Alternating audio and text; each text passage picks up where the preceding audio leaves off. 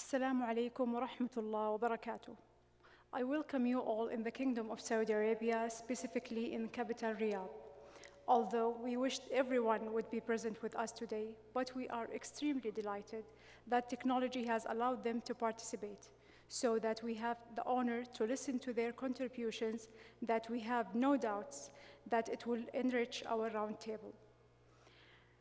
Please let me start with expressing that I am extremely delighted that His Excellency has chosen me to moderate today's roundtable, and this is of course a source of pride and pleasure. First, please allow me to introduce myself. I am Dr. Haya Al-Jaddour, Advisor and Director of the International Cooperation Department at the Muslim World League. We are gathering today to discuss and exchange ideas to seek further strengthening of friendship and understanding between nations and people. There is no doubt that women issues are extremely important, and human rights commissions and different organizations around the world have given attention. But this topic, I think, still needs more effective dialogue. In fact, there are many countries around the world that have set a remarkable model in empowering women, and there is no doubt that Saudi women have received more support in recent years as an inevitable result of the positive openness that the kingdom is experiencing at the present time, as well as the correct and real understanding of its constitution. Today, the Muslim World League is honored to sponsor this roundtable under the title Reflections on the Rights and Status of Women in Society, by hosting a number of distinguished international and governmental experts, as well as influential religious leaders. Before I introduce our first speaker, please allow me to share this story with you. One day, His Excellency, the Secretary General, and I were talking about issues regarding conflicts, peace, women, empowering. So he said, and I quote, "I wish if there was more than one in the world like our guest of honor, the world would be much amazing. But since we only have one, we can only pray that God bless her, Her Excellency." Given the priority is given to women, or as it said, ladies first, let me start today with a speech from an exceptional figure who initiated this roundtable, who is very interested in cultural and civilizational dialogue and always works to strengthen friendship between nations and people. In 2020, Her Excellency sponsored Conference on Human Brotherhood, which was organized by the Muslim World League in Croatian capital Zagreb. That conference was a great success, thanks to the support of Her Excellency, and we all remember how her speech at the conference had a great impact and was inspirational to the whole world. Since that time, she has traveled the world to spread the message of tolerance and harmony, and works to bridge the relationship between nations and people, and we are pleased with her visit to the Kingdom of Saudi Arabia. Please welcome with me Her Excellency, the 4th President of Croatia, Mrs. Kolinda Grabar-Kitarovic. Thank you very much for this very kind introduction.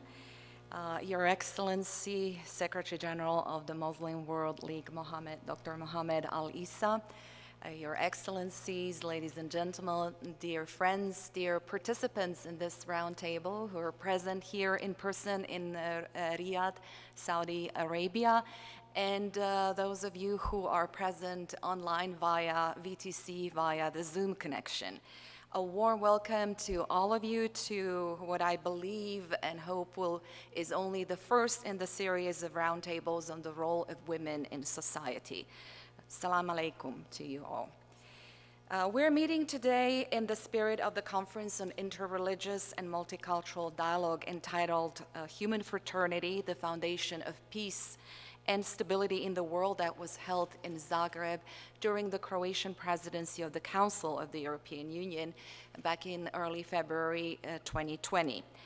It was with great pleasure that I accepted the patronage over that conference, co-organized by the Islamic community in Croatia in cooperation with the Croatian Bishops' Conference. It was an opportunity to discuss what Croatia as a country has done in order to respect and promote the highest standards of religious tolerance and respect based on the values of acceptance and solidarity. I'm very proud and honored to be here today, 1 year later, together with very prominent international speakers and true leaders. And today we will be speaking out against prejudice and misperception that leads to extremism, and we will be speaking about the values of respect, dialogue, and inclusion. First of all, thank you, Your Excellency, dear friend, Dr. Al-Issa, for co-organizing this roundtable with us, with me. And thank you for the warm welcome to all of us. We truly feel at home here at Saudi Arabia. I must say that I am delighted to see the positive changes in Saudi Arabia regarding, in particular, the position of women in society, but also overall fight against intolerance, against extremism. I'm happy to be witnessing these historical changes here in person in Riyadh, and I would like to congratulate you personally for your input, for your contribution, your efforts, and your dedication to inclusion and to equality. I have to say that when I came to Saudi Arabia 2 days ago, I came with a little bit of misperception that was based on the lack of knowledge, because my knowledge was based on what I read in the international media, and unfortunately, good news doesn't always make the news. It's mostly controversial or bad news that we can see in the media. So I wasn't really that familiar with the changes that have happened in Saudi Arabia in the past years. And I am truly able to appreciate what has been done. Of course, much remains to be done, but for all of us, for Croatia as well, and for the rest of the world, because unfortunately no country in the world has achieved either gender parity or equality that we would like to see in our societies. And this is why we are here today, in order to continue to work together to fight against prejudice, for tolerance, and for inclusion of all. I was particularly delighted with my conversation with the Assistant Speaker of the Shura Council, Dr. Hanan Al-Ahmadi, yesterday. I was truly impressed by her positions on many issues, by her incredible life and career. Something that she said to me when we were speaking really reflects the spirit of the conference. She said, we may be dressed differently, in a different way, but we're all the same on the inside. We have the same hopes, dreams, and aspirations. And indeed, we are different in our skin color, gender, race, religion, and language, but that is so that each of us could enrich the world with our personality. 6 years ago in Zagreb, we proudly marked the 100th anniversary of the legal and institutional recognition of Islam as a religion and the Islamic religious community in Croatia. It was a great event for all citizens of Croatia, and above all, of course, for our Muslim citizens. Our Mufti, who has paid us the honor of being here today, and the Croatian Muslim community are our brothers and sisters with common goals to maintain our prosperity within mutual understanding and true life together. We have extended a fraternal hand in adversity in the former times, in the former years, in the decades and centuries past. But we have extended that fraternal hand as taught to us by both Christianity and Islam, and every faith that manifests love for God and love for man. When Pope Francis signed the Declaration of Human Brotherhood on February 4, 2019, with the great Imam Al-Azhar Ahmad Al-Tayyib, it was news that brought joy to the hearts of every man of goodwill in this world. Now I would like to turn to the subject at hand today, women. And as we have outlined in our joint message, geopolitical shifts and recent developments in the world, especially war and instability, have yet again stressed the importance of continuing and strengthening a productive dialogue on the position of women in society and the value of their contribution to the political, economic, social, cultural, and every other aspect of life. Women today have to shoulder their professional workload in addition to their social responsibilities. They're predominantly the primary caretakers of children and other family members who need assistance. And yet, women's work is often underpaid and undervalued. Women face lack of personal respect and social recognition in many societies, and they're often stripped of even their personal dignity. Numerous complex and embedded structural problems and obstacles in our societies and in our mindsets limit the use of their full potential, thus limiting the progress of entire societies. And there is pressing need for all stakeholders to engage in a sustained, open, and result-oriented dialogue on these issues. Today, more than ever, we need coordination between political, religious, business, and leaders from all other walks of life. The concept of high-level all-inclusiveness should lead to specific conclusions and immediate action aimed at forging sustainable global solutions, advocating for equitable, inclusive, and just societies. I see this type of roundtable as sort of a global model and an important tool to combat gender inequality and prejudice in all its forms. I strongly believe in the model of all-inclusiveness, of inclusivity. We should strengthen cooperation between political and spiritual leaders, policymakers, diplomacy, business, and the civil sector. And today, the role of spiritual leaders is more important than ever, and therefore I would love to hear more direct messages that violence against women is unacceptable. Together, we must eliminate violence against women and girls, change stereotypes, and continue the fight against all forms of prejudice. And since I said that this roundtable should be result-oriented and produce conclusions, I will conclude with my own recommendations. Although gender inequality and gender-based violence exist in all settings, women and girls in situations of war, conflict, and displacement are particularly vulnerable, and we must protect them against all forms of violence in conflict and at home. Secondly, we need to provide for the basic conditions necessary for human development. We need to ensure that women are not treated just as victims of war, conflict, or violence, but also as agents of peace and agents of change. Yet, women are the often untapped power source and agents of peace and security. Their political participation is crucial for development, good governance, and democracy. Women play a pivotal role in post-conflict rehabilitation and reconstruction. The positive contribution of women to sustainable peace and development is irreplaceable. When given full and equal access to resources and opportunities, and when included in decision-making, women drive development and peace forward. Without women, peace is frail and development unattainable. Thirdly, we must put an emphasis on education. Education is crucial in our efforts to prevent future violence, terrorism, totalitarianism, corruption, conflicts, and other major threats that the global community is facing today.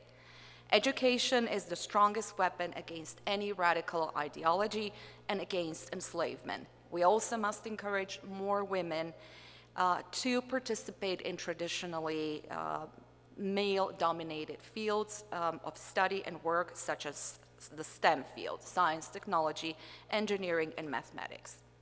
The fourth step in that connection is to encourage the economic empowerment of women.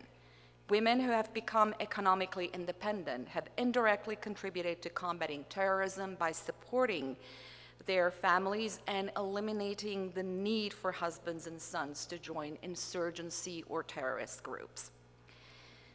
According to research, countries with a higher share of women in executive and non-executive positions are more prosperous, and there is a huge positive impact on the GDP, a higher level of employment, increased productivity, and response to the challenges of aging population.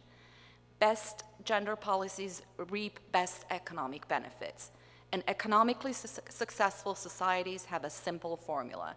They are inclusive, and their women are empowered. Fifth step would be to encourage political and communal participation of women. As civil society actors, women play a vital role in engaging their communities, both in the prevention of and response to conflict and crisis, such as we've seen during the COVID-19 pandemic, but also in fostering social programs that are aimed at every individual and that are all inclusive. And finally, the final aspect of education, it's not just about academic education, it's also about values. We have to teach values to children and young people around the world who are using, in particular, new communications technologies and the social media. We need to teach them that this fast communication does not mean that we really understand each other better. We must not forget that our main goal is to strengthen the power of values and understanding, and we truly need to listen to each other with the intent of understanding. Finally, let me close with a message that I heard today at EDITAL, a global center for combating extremism ideologies. I must say that I was very impressed by this center of excellence. I must say that I've seen nothing of this kind up to date in creating effective counter-narratives to terrorist and extremist narratives. So let me close with a message that I heard at EDITAL today as part of one of their projects combating extremism and prejudice against women. It says, women are essential partners to men in everyday life, and I would add in every walk of life. Thank you again, Your Excellency, for being a good friend who always knows how to take a step further on our common path with your invitation, hospitality, and participation at this roundtable. Thank you. Shukran.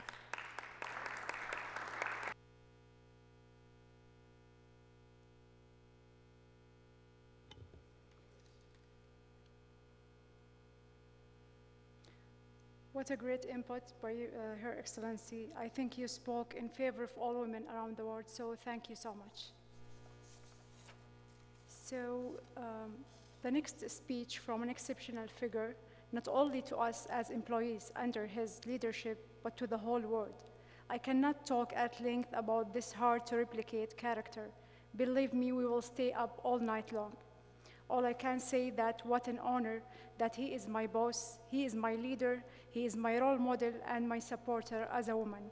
His Excellency Sheikh Dr. Mohammed bin Abdul Karim Al-Isa, Secretary General of the Muslim World League.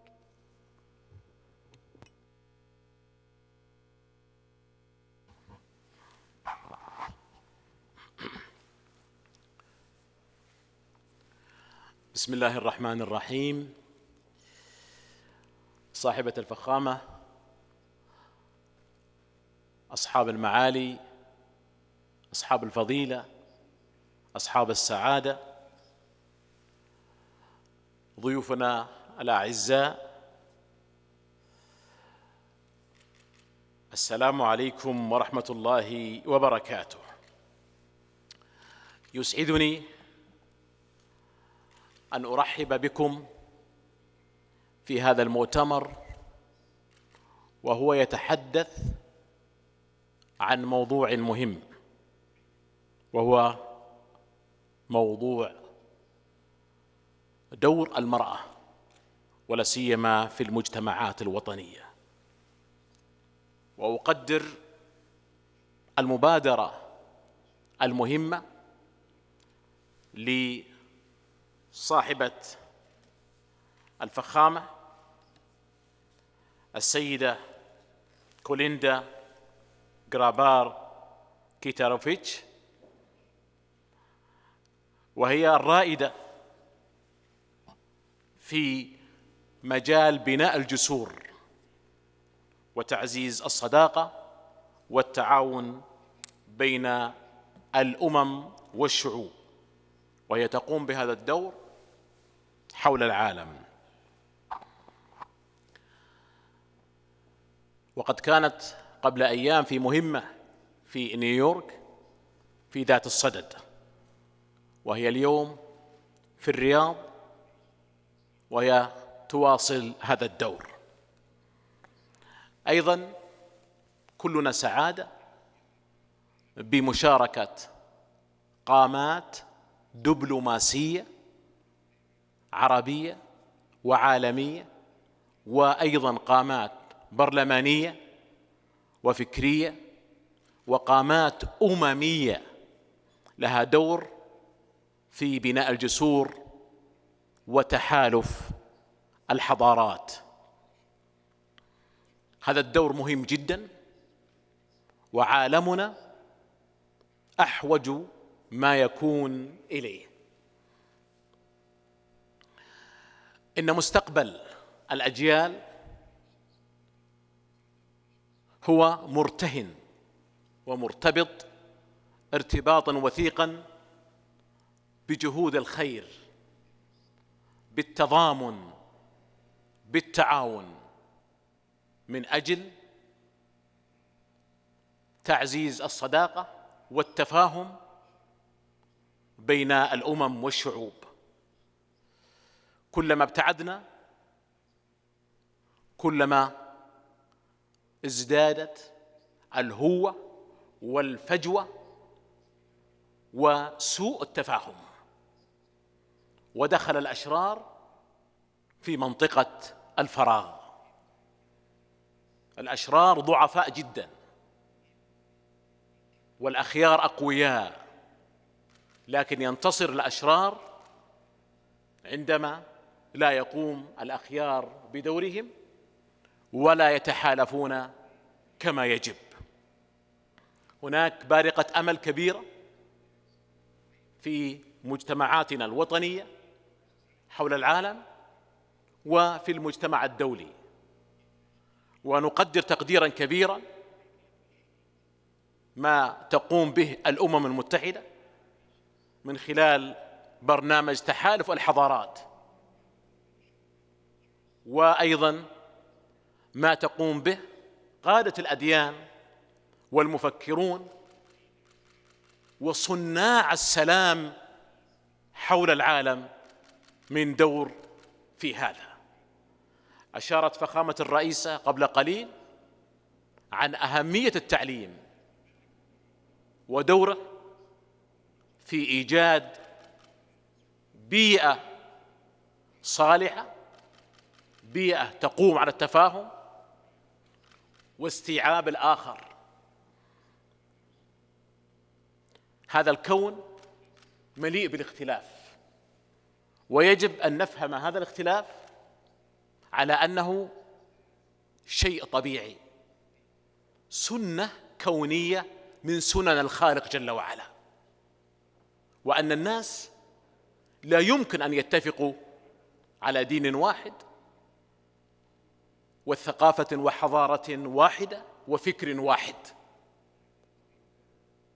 إذن لا بد أن نفهم هذا وأن نتحاور في مشتركاتنا لنقرب وجهات نظرنا حتى فيما نختلف فيه، وفيما لا يمكن نحترم ونتفاهم.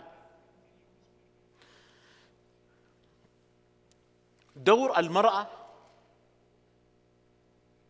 أمر مسلم به، لا نأتي بجديد عندما نتحدث عن أهمية دور المرأة في المجتمعات الوطنية، وأيضا دورها الأممي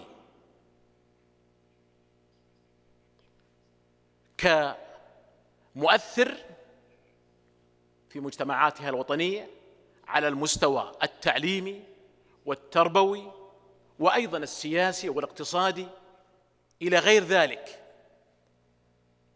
والمجتمعات التي مكنت المرأة جنت أرباحا وفيرة، ولذلك نحن عندما نتحدث عن تمكين المرأة نتحدث عن عنصر رئيس ومهم ومؤثر في المجتمعات الوطنية والإنسانية عموما. عانت المرأة طويلا عبر التاريخ الإنساني من بعض التهميش، وعندما أقول عانت المجتمعات الوطنية والإنسانية من حرمانها من كفاءة المرأة ودور المرأة المؤثر.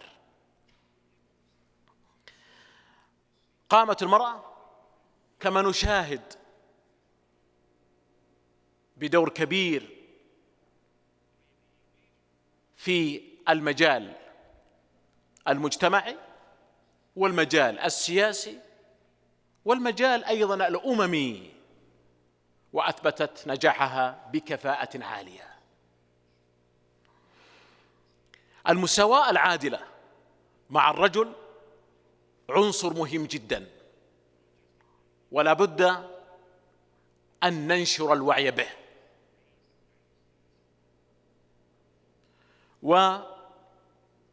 وتوجد بعض المنافسة غير الإيجابية في بعض الفترات والمراحل وبعض الأماكن مع الرجل، ولكن لا بد أن نتجاوزها. للتشريعات الوطنية والأممية تأثير مهم جدا في المعالجة. النقلة النوعية في دور المرأة مشاد به، ولكننا نحتاج إلى المزيد من دور المرأة على المستويات الوطنية في عالمنا، وأيضا إلى تمكينها أكثر وأكثر في دورها الأممي.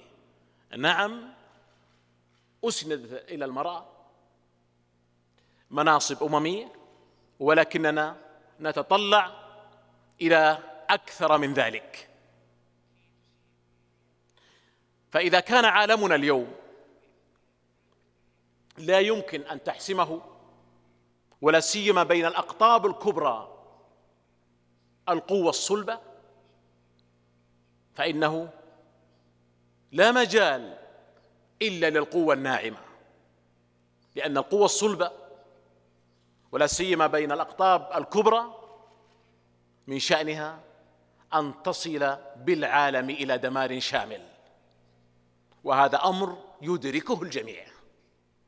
لم يبقى إلا القوة الناعمة. وللمرأة دور مهم وفاعل ومؤثر في أن تكون مساهمة بقدر كبير في صناعة سلام عالمنا ووئام مجتمعاته الوطنية، والمساهمة في إصلاح ثغراته على عدد من المستويات، على المستوى التعليمي، على المستوى التربوي، على المستوى المؤسسات المجتمعات المدنية، على مستوى المؤسسات السياسية الاقتصادية إلى غير ذلك.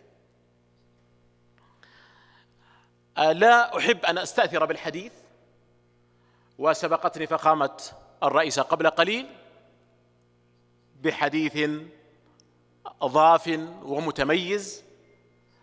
أكتفي بما قدمت لأتيح الفرصة لضيوفنا الأعزاء، وقد تشرفنا جميعا بمبادرة صاحبة الفخامة إلى هذه الندوة لتكون نواة إلى مؤتمر أكبر عالمي يشارك فيه المزيد من أصحاب التجارب المتنوعة ممن مروا بهذه التجارب على أرض الواقع، من النساء تحديداً، من النساء الفاعلات حول العالم، ليحكي الجميع تجاربهم الواقعية لتكون ملهمة بشاهد حي، بشاهد ملموس نستذكره ونستلهمه ونعلمه للأجيال. أكرر شكري وتقديري لمبادرة صاحبة الفخامة لعقد هذه الندوة، وشكري وتقديري للحضور المتميز من القامات الدبلوماسية والبرلمانية والفكرية والسياسية والأممية من حول العالم، وشكرا لكم.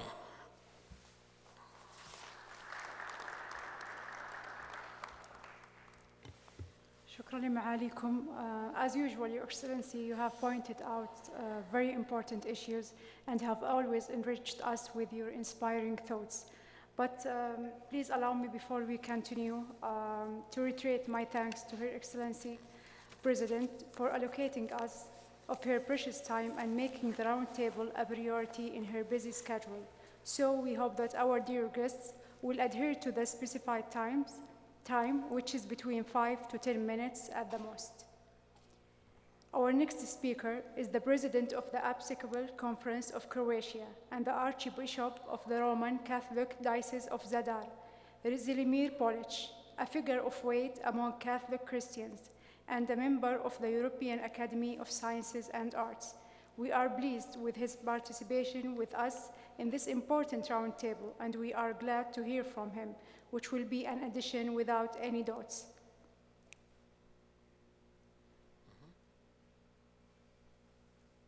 Srdačan pozdrav iz Hrvatske, u kojoj je u glavnom gradu Zagrebu od 4. do 5. veljače 2020. održana konferencija o ljudskom bratstvu kao temelju sigurnosti i mira u svijetu.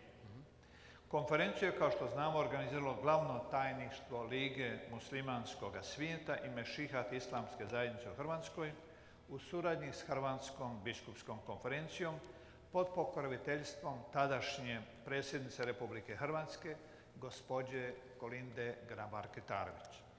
Tom konferencijom komemoriralo se događaj potpisivanja deklaracije o ljudskom bratstvu za mir u svijetu i zajednički suživot, koji je Papa Franjo u prigodi posjeta Arapskom poluotoku potpisao s imamom džamije Al-Azhar, Ahmadom Al-Taibom u Abu Dabiju 4. veljače 2019. godine.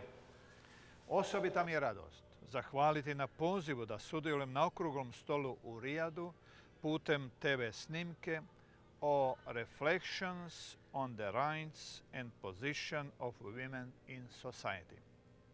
Poziv su mi uputili bivša predsjednica Republike Hrvatske, gospođa Kolinda Grabar-Kitarovic, i glavni tajnik Lige muslimanskog svijeta, njegova ekscelencija Mohamed bin Abdul Karim Al-Isa, kojega sam imao čast pozdraviti kao predsjednik Hrvatske biskupske konferencije u Zagrebu 5. veljače 2020. godine.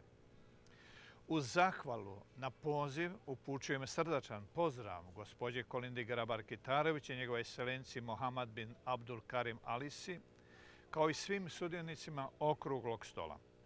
Pozdrav šaljem iz ovoga grada Zadra, sjedišta moje nadbiskupije, koja vuče korijene iz rimskih vremena. Drago mi je što mogu pozdraviti njegovu svetost Bartolomeja I, Archbishopa of Constantinople and Ecumenical Patriarch. Upućujem osobiti pozdrav cijenjenom mufti Azizu Hasanoviću, presidentu of Meshihat of Islamic Community in Croatia.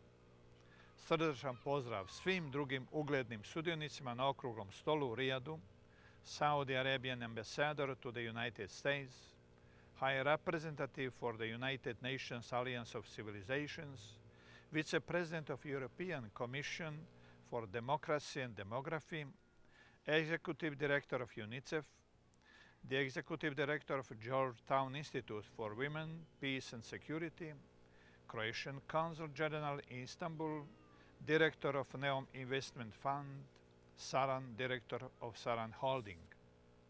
Uz ove pozdrave želim ujedno očitovati i dobre želje za uspješno druženje i razgovor o interesantnoj temi koju organizira Liga muslimanskog svijeta s naslovom Reflections on the Rights and Position of Women in Society. Neka spomenuta rasprava na okruglom stolu bude doprinos dijalogu i promicanju prijateljstva i suradnje među narodima u duhu spomenute deklaracije iz Abu Dabija. a razgovor o pravima i položaju žena u društvu neka osvijetli važnu ulogu i doprinos žena on political, economic, social, cultural and every other aspects of life. Nakon potpisivanja deklaracije u Abu Dhabiju, Papa Franjo je kazao kako nema alternative. Ili gradimo budućnost zajedno, ili neće biti budućnosti, te dodao da se religije ne mogu odreći hitnog zadatka gradnje mostova među narodima i kulturama. U tom vidu dopustite mi reći samo dvije riječi o ulozi žene u učenju katoličke crkve. Jedna je riječ se odnosi na izvješće Svetoga pisma, a druga na učenje rimskih papa u posljednja vremena. Velika je i nezamjenjiva uloga žene u crkvi. Dovoljno je prelistati stranice Evanđelja gdje se uz 12 apostola muškaraca koje Isus šalje da idu i propovijedaju, nalazi mnoštvo žena koje slijede Isusa i pomažu u njegovu poslanju. Evanđelist Luka poimenično spominje Mariju iz Magdale i sestre Martu i Mariju, koje su ga s bratom Lazarom često dočekivale u svom domu. No Evanđelje osobito ističe aktivnu ulogu Isusove majke Marije, o kojoj i Kuran piše vrlo pozitivno. Nju je rodica Elizabeta nazvala blaženom među ženama. Budući da je slijedila svoga sina sve do križa, primila je poslanje biti duhovnom majkom svim Isusovim učenicima. Stoga je kršćani nazivaju majkom crkve i svih koji se u njoj nalaze. Uz ovo biblijsko predstavljanje uloge žene, dopustite mi kratko istaknuti samo dvije misli iz papinskih naučavanja. Sveti Ivan Pavao II je napisao da je crkva zahvalna svim ženama svijeta za njihov ženski genij koji se očituje u njihovoj vjeri, nadi i ljubavi. Enciklika Dostojanstvo žene, broj 31. A Papa Franjo je 9. veljače 2015. rekao kako bez žene nema sklada u svijetu. Žena donosi sklad i uči nas ljubiti nježno, ona svijet čini lijepim. Uz pozdrav koji još jednom upućujem svim sudionicima okruglog stola, poželio bih neka razgovor i rasprava o pravima i stanju žene pobudi želju kod svih zahvaliti Svevišnjemu na daru toga ženskoga genija. Neka uz tu zahvalu čuje se riječ pohvale ženama, a osobito našim majkama koje su se skrbile za nas, odgajale nas i obrazovale, voljele i žrtvovale se za nas i učile nas redu i miru, a posebice formirale naša srca da u drugim ljudima otkrivamo i prepoznajemo ljudsko dostojanstvo. U toj formaciji srca žene su vrhunski učitelji svijeta. Dopustimo im stoga neka razvijaju još neostvarene dionice toga ženskog i materinskog genija. Hvala na pozornosti i svima srdačan pozdrav iz Zadra.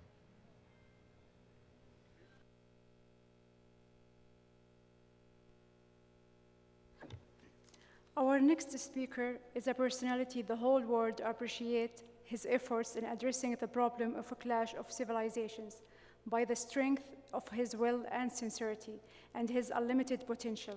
Therefore, we congratulate the nation and people on you, High Representative of the Alliance of Civilizations to the United Nations, Mr. Miguel Angel Moratinos.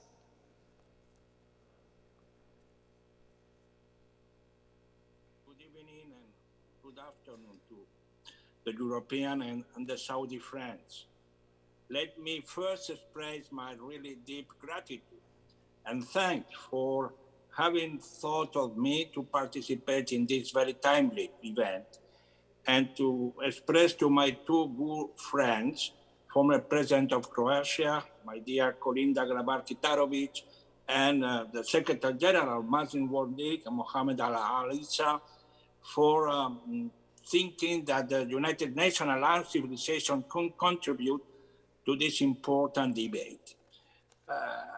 I invite you because you are in Riyadh and I have so good memories of my recent visit to Saudi Arabia last June and my long conversation with my dearest friend, Mohammed Al-Aisa. 3 hours of talk, of exchange, mutual understanding how we should move forward in the near future.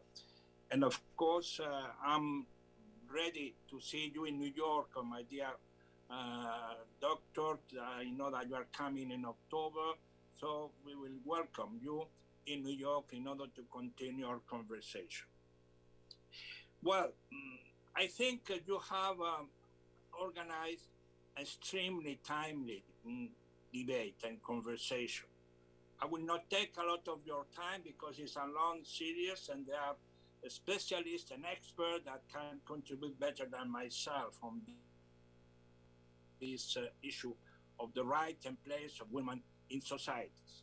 But I think this was absolutely necessary, not only for the gender equality that we are promoting in all our activities within the UN and during the general engagement with the new world, but also in Pacific, I think, and that's the reason important of this seminar or this webinar of how women in Islamic society have been, been the place and the rights of them. To talk with full sincerity and to talk to all of you with all transparency, we have to say that there has been extremely controversial issue in the Western world and Europeans. And unfortunately, we have to acknowledge that we are not, at least the last years, that debate has been extremely confusing. There has been a lot of misunderstanding, misperception, lack of clarity, lack of knowledge, as kolinda Grabar-Kitarovic said. I mean, the point of this lack of understanding because a lack of ignorance. There is not a class of civilizations, a class of ignorances, and that I think with this kind of the conversation, I think we should try to understand each other better. When I was appointed High Representative for the High Alliance, for the United Nations Alliance of Civilization, more or less 3 years ago, we found ourselves that we have extremely good prevention diplomacy activities that were related to youth, education, migration, media, but there was something missing. And what it was missing is the gender issue. What is the place of women? How women can contribute to better understanding? How women can really produce a much efficient solution of certain crises and conflict and crisis. So immediately I decided to include in one of our pillars of prevention activities the issue of women. And I did in purpose, not only for the rights of addressing this gender equality and the place of women in the world, but in particularly because in this so-called clash of controversial relationship between the West and the Muslim and Arab countries, the role of women was not well understood. There was a lack of, let's say, a clear acknowledgement of what is the place and what are the rights in women in Islamic and Arab societies. And so for that reason, I took that as one of my priorities in the plan of action of the United Nations Alliance of Civilization. So we've been working, and come back to that immediately, in this area where women can really be, as Kolinda has said in his remark, an agent of conflict prevention, conflict resolution, and post-conflict, consolidation of peace. So let me say first, because we are addressing this debate, these ideas in a forum that is taking place in Saudi Arabia, how impressed I was myself in my 2 last visits during the last 2 years, but more, of course, in a more specific manner in the last visit on June. The fact and figure, what Saudi Arabia now is showing to the international community and to their own community is quite impressive. Saudi women make up more than half of nearly 5 million students currently enrolled in Saudi school and university. Approximately 48,000 women enter the workforce in Saudi Arabia. That means 8.8% increase over the same period of the previous year. King Salman royal decree granted more than 6 million women the right to drive. Women make up 22% of the Saudi workforce, and the Crown Prince aims to increase that figure to 30% by 2030. 20% of Shura Council members are women. So I think that, as we say, we have to pursue this road, we have to encourage, we have this reform process, but we have to acknowledge how positive has been the last 2 years in order really to empower women in Saudi society. I was very much impressed when I met with the Council of Family Council in Saudi Arabia, presided by the extremely wise lady that is including, of course, the women's rights within her portfolio in order to empower the Saudi women in the next years and decades. Secondly, what I want to say, what can we do today as both Professor Alaisa and President Grabar-Kitarovic said in her statement? I think we have to be result-oriented. The United Nations Alliance of Civilization is working in several projects and programs on peace mediation, on women peace mediation, most with more enthusiasm in the Sahel area. We have developed with Fundación Mujeres por África, Foundation for Women for Africa, the Spanish Foundation, several programs in Central African Republic, in Mali, in Burkina Faso. So we are preparing women that are working in the local level and making them agents for peace, people who understand better the consequences of lack of understanding and lack of peaceful means to solve the problem. So all that, I think, can be put in the benefit for how we can work in the future. We cannot ignore what is going on in Afghanistan, and I think that was one reason why everybody responds so immediately to this webinar. It's not because it's the most important headline in international agenda, it's because we have to protect the rights of our Afghan women in Afghanistan. And what it would be the best way? I think, my dear Dr. Alaisa, we can have certain ideas that the United Nations Alliance of Civilization and the Muslim World League could work together. Who better than you to teach and to show how an Islamic country like Saudi Arabia can protect and empower women's rights and tell them on the same level. If we Westerners come and parachute ourselves in Afghanistan, they would say, well, we are not the welcome. We are not the one. We are trying to impose our values and principles. But in Muslim countries, Arabic countries, can show to them how we should work for the future. I think we can make the difference. So I will not prolong my speech today.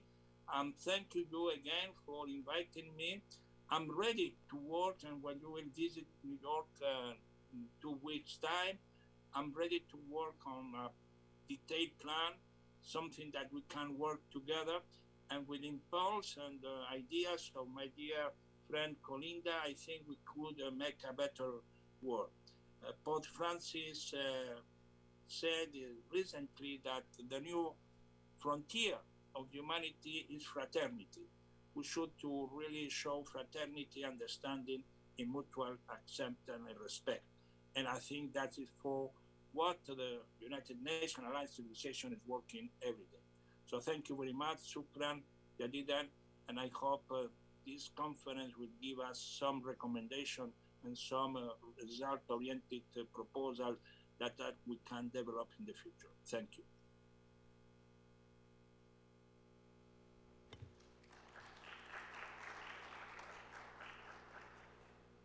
Our next speaker, a figure of weight to us as Muslims, a dear friend to the Kingdom of Saudi Arabia and the Muslim World League as well.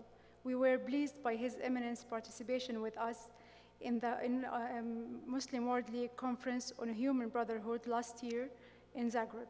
The head of the Islamic Sheikhdom in Croatia, His Eminence Sheikh Dr. Aziz Hasanovic.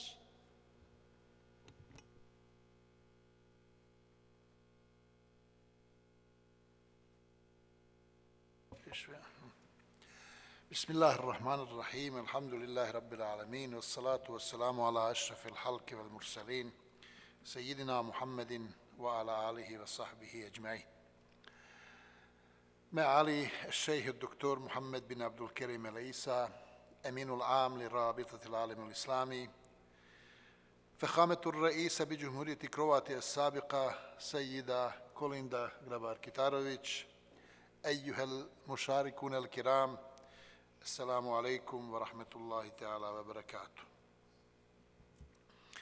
بداية نتقدم بالشكر لمنظمي هذا المنتدى وأرحب بعنوانه هدفنا اليوم تسليط الضوء على مكانة المرأة في الإسلام. ويسعدني أن ينعقد هذا المنتدى في عاصمة المملكة الرياض، لأن المملكة العربية السعودية بلاد الحرمين الشريفين هي بلاد الإسلام ومهوى أفئدة المسلمين ووجهة قبلتهم، حاملة رسالة الإسلام السمحاء مما يجعلها محط أنظار العالم. من القضايا التي تثار من جديد هي قضية المرأة في الإسلام. إن الإسلام أعلى من شأن المرأة وكفل لها حقوقها وجعل لها مكانة محترمة ومعتبرة في المجتمع.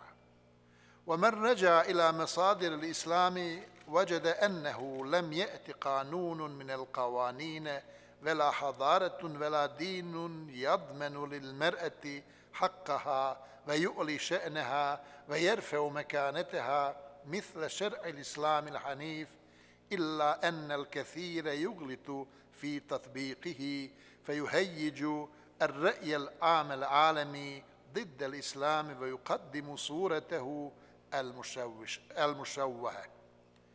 وهناك فجوة واضحة بين تعاليم الإسلام وممارسات بعض من ينتسب إليه، مما يدعونا إلى مراجعة كثير من العادات والتقاليد التي تكتسب قوتها وسيطرتها على سلوك الناس وكأنها من الثوابت الدينية، وهي مجرد عادات وتقاليد تحولت مع الزمن في عقول بعضهم إلى سلوكيات مقدسة.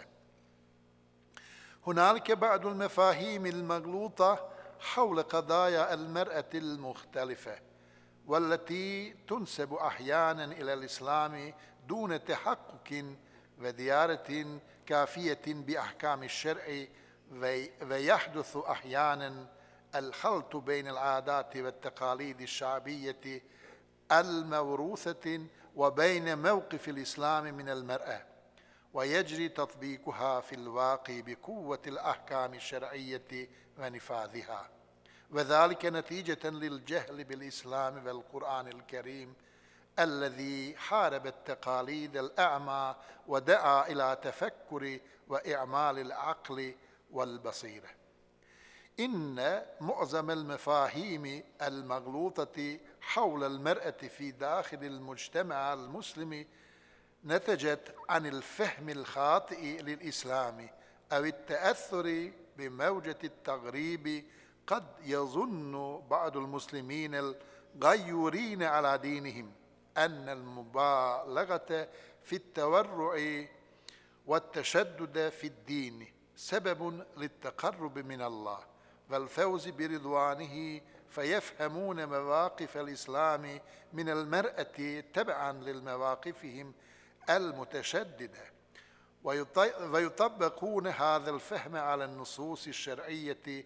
ومن هنا صدر الغلو وتطرف مفاهيم خاطئة عن الإسلام في حفظ حقوق المرأة، وسبب الافتراءات وتشويه الحقائق والطعن في الإسلام، إلا أن الإسلام يعلو ولا يعلى عليه. جاء الإسلام ليحفظ للمرأة حقوقها ويصون لها كرامتها وعفافها. قال رسول الإسلام محمد صلى الله عليه وسلم مبينا أن المرأة لا تنكح إلا بإذنها ورضاها: لا تنكح الأيم حتى تستأمر، ولا تنكح البكر حتى تستأذن. فصانها بذلك من إكراهها على الزواج بمن لا ترضاه، ونقض العادات والتقاليد الجاهلية التي سلبت المرأة حقها في اختيار الزوج.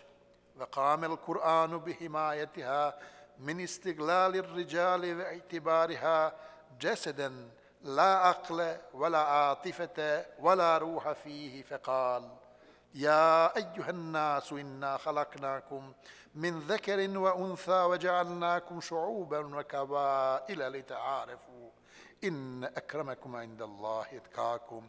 وقال: ولا تقربوا الزنا، فحماها من رجال استخدموا المرأة باسم حريتها وتحررها مصيدة لجمع المال ومطية لتحصيل المتعة واللذة.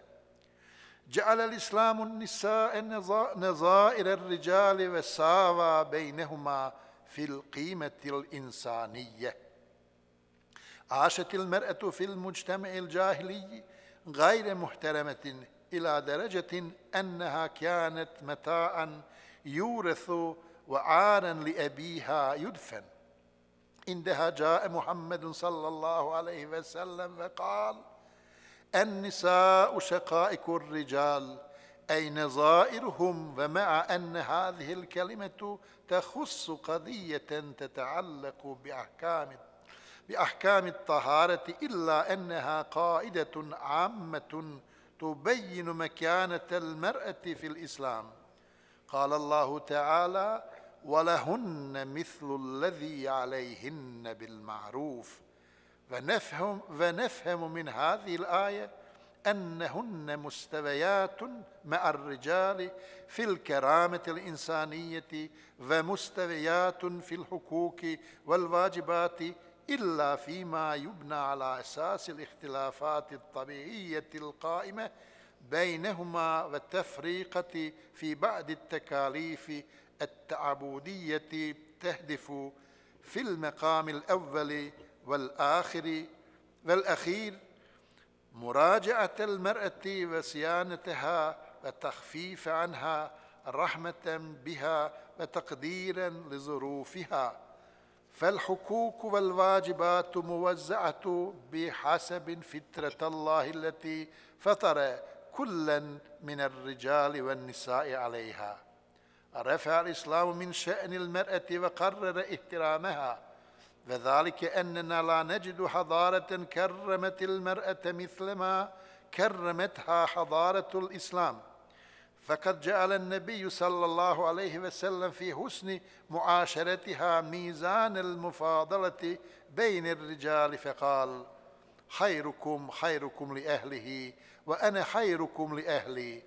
وقد جاء رجل فقال: يا رسول الله، من أحق الناس بحسن صحابتي؟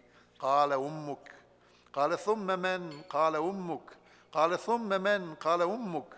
قال: ثم من؟ قال: أبوك. فهذا الحديث النبوي يبين فضل الأم ومنزلتها في الإسلام، وأن الأم لها من الحق في جانب حسن الصحبة وحسن المعاشرة والملاطفة والإحسان والبر 3 أضعاف ما للأب. وقد غير الإسلام المجتمع الجاهلي خلال سنين معدودة، بحيث تحول من وأد البنات إلى المسابقة في تربيتهن، تأسيا بقول النبي صلى الله عليه وسلم: ما من مسلم له ابنتان فيحسن إليهما ما صاحبهما إلا أدخلتاه الجنة، فهي محترمة والدة وزوجة وبنتا، وهي أقرب الناس إلى الرجل بل في قلبه، فكيف يعاملها بعنف وجهل واستغلال؟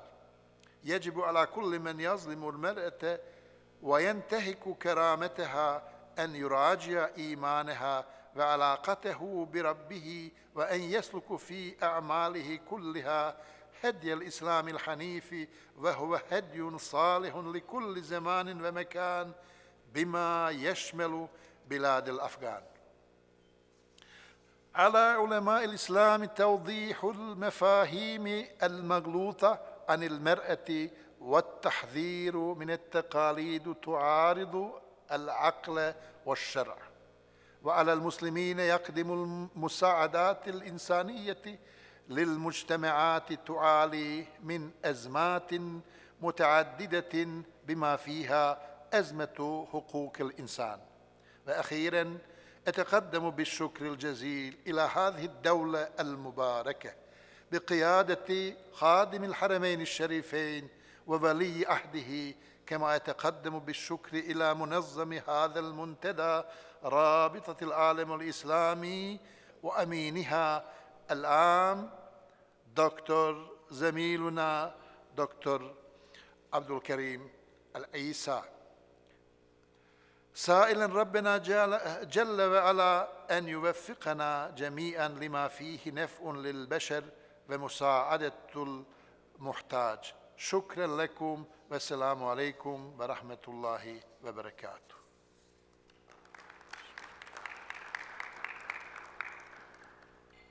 Thank you, Your Eminence. Our next speaker, a well-known politician and diplomat, the sixth Secretary of the League of Arab States and the former Minister of Foreign Affairs of Egypt, Mr. Amr Moussa. شكرا. بسم الله الرحمن الرحيم. السيد الأمين العام لرابطة العالم الإسلامي، السيدة الرئيسة كوليندا Grabar-Kitarovic، المتحدثين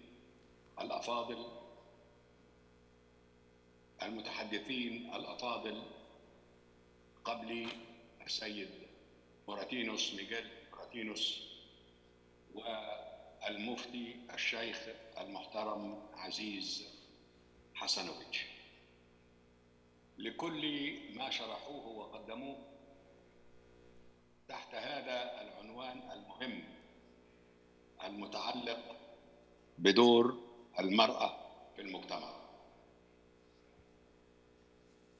وأود في البداية أن أعبر عن بعض الغيرة والحسد من الرئيسة كوليندا، لأنها أتيح لها في اليومين السابقين وهي موجودة في الرياض أن تشاهد الطرح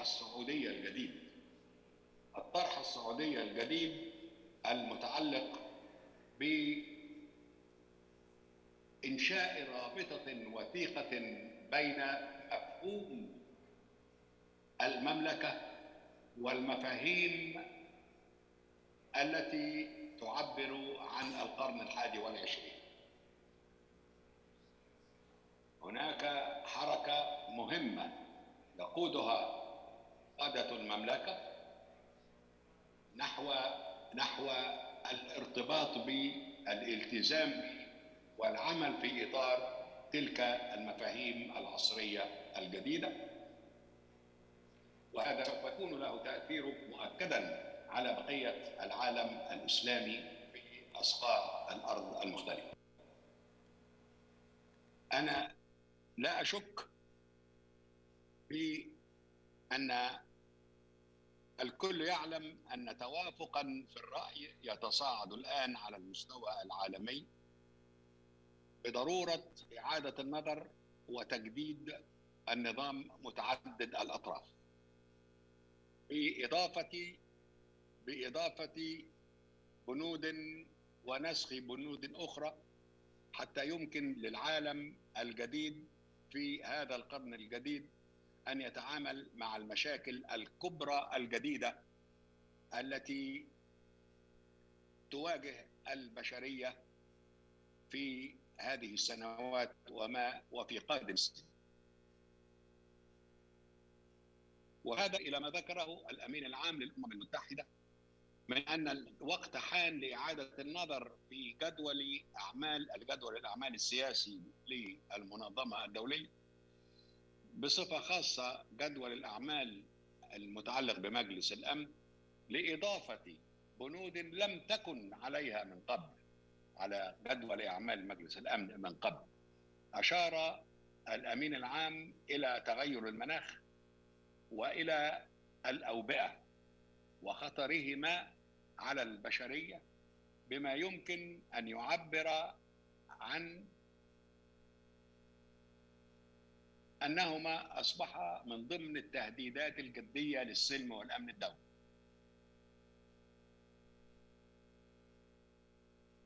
وهذا معناه أن هناك إعادة نظر في تعريف تهديد السلم والأمن الدولي أمام مجلس الأمن وأمام الجمعية العامة.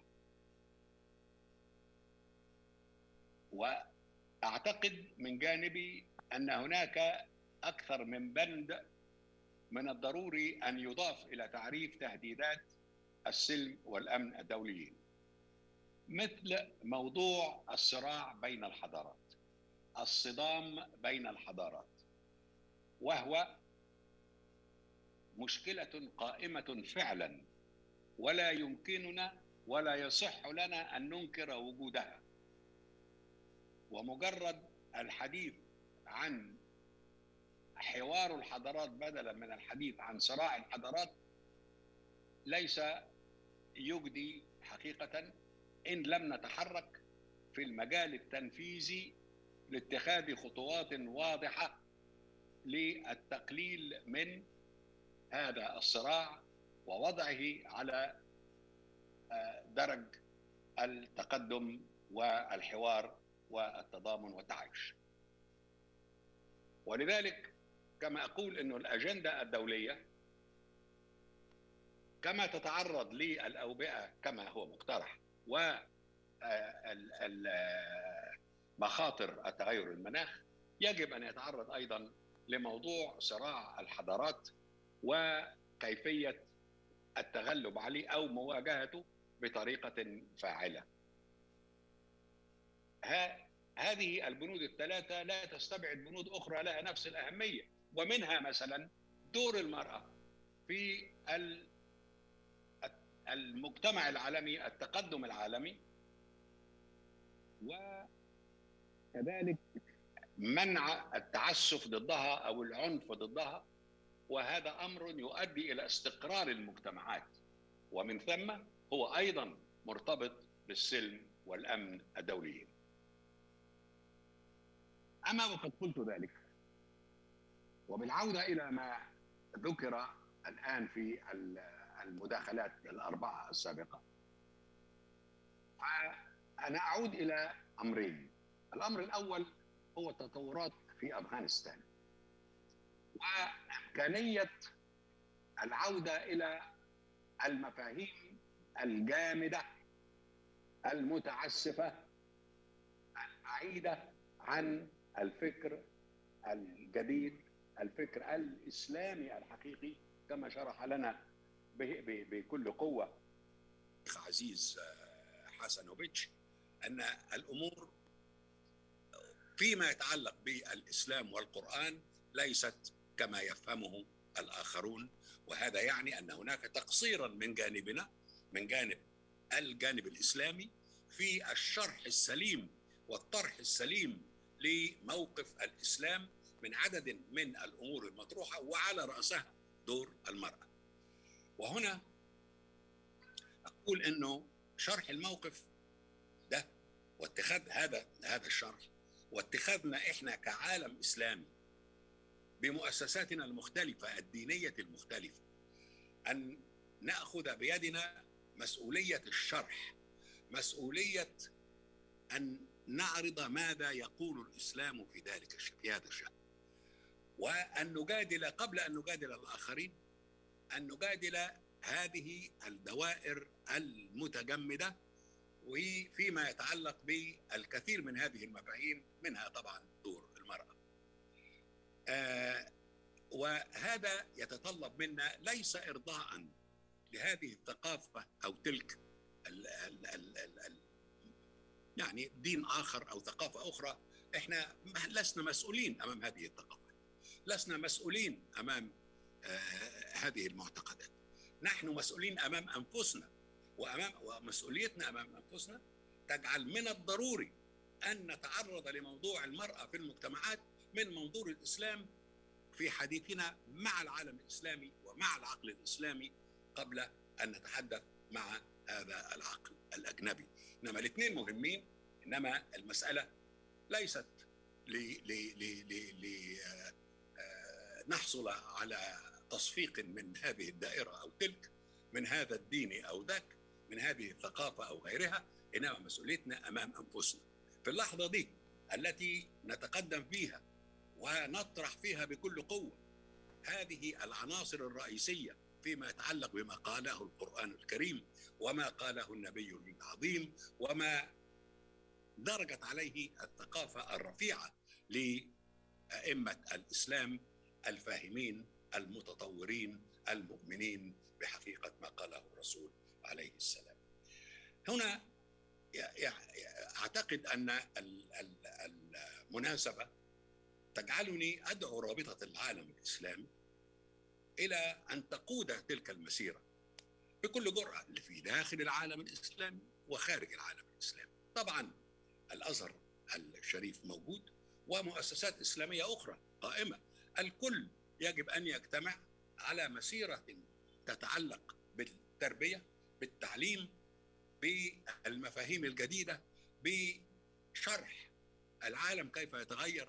القرن 21 ليس هو القرن 20 ولا 19 ولا 16 ولا 10 ولا ما قبله، هذا قرن جديد. والدين الإسلامي مثل كل الأديان هو عابر للقرون، ولكن عبور القرون يقتضي أساليب تتمشى مع المفاهيم الموجودة في كل زمن. فأنا سعيد جدا بالدعوة التي وجهت إلي من رابطة العالم الإسلامي للمشاركة في هذه الندوة وللمشاركة في أي نشاط في هذا الصدد. هذا واجب مهم بالنسبة لنا جميعا، وفي الوقت نفسه أرجو أن يكون مفهوما أن غرضنا جميعا هو أن نصل إلى خلاصة ما تتعلق بالعلاقة بين الإسلام والعصر، والعلاقة بين المسلمين وغيرهم من الشعوب وغيرهم من المؤمنين بديانات أخرى، وأن العالم يتسع لنا جميعا، وأنه فيما يتعلق بالمرأة فالمسألة نحن نتحمل بمسؤوليتنا، نحن في العالم الإسلامي نتحمل بمسؤوليتنا، لأن من شأننا أن نصلح هذه الأمور ونشرحها الشرح السليم، ليس لنجامل أحدا، ولكن لنحفظ أو نحتفظ بكرامتنا وبمنطقنا، وأن يكون لمنطقنا هذا مكان في عالم اليوم وعالم الغد. أنا أشكر الضيافة، أشكر الدعوة، وأثمن جدا المبادرة التي قادتها السيدة كوليندا، وأشكر أخي الدكتور عبد الكريم العيسى، محمد عبد الكريم العيسى، لقيادته وريادته. وكما قال هو يفهم تماما دور المرأة ويقدر تماما دور المرأة، ولكن احنا يجب نكون أيضا نضع الأمور في نصابها الصحيح. فلما نتكلم عن أفغانستان وما يجري فيها، مشكلة مش فقط تتعلق بالمرأة في أفغانستان، تتعلق بأفغانستان ككل، تتعلق بحقوق البشرية، تتعلق بالمواطنين هناك، تتعلق بطريقة الحكم، تتعلق بطريقة بإعمال العقل. وبالتالي فالمسألة لما ندخل في إطار المشاكل الدولية الخطيرة التي تؤثر في الإنسان بما فيه المرأة. أرجو أن نكون صرحاء وواضحين أنه هناك مناطق ضروري نتكلم فيها عن حقوق الإنسان ككل في الحياة أولا قبل أي شيء آخر، وبالتالي نفهم من خلال هذا أن دور المرأة مهم في تربية النشء، في العمل، في القيادة، في تولي المناصب، لأنها نصف المجتمع العالمي، والعالم لن يعيش بنصفه فقط. شكرا والسلام عليكم ورحمة الله وبركاته.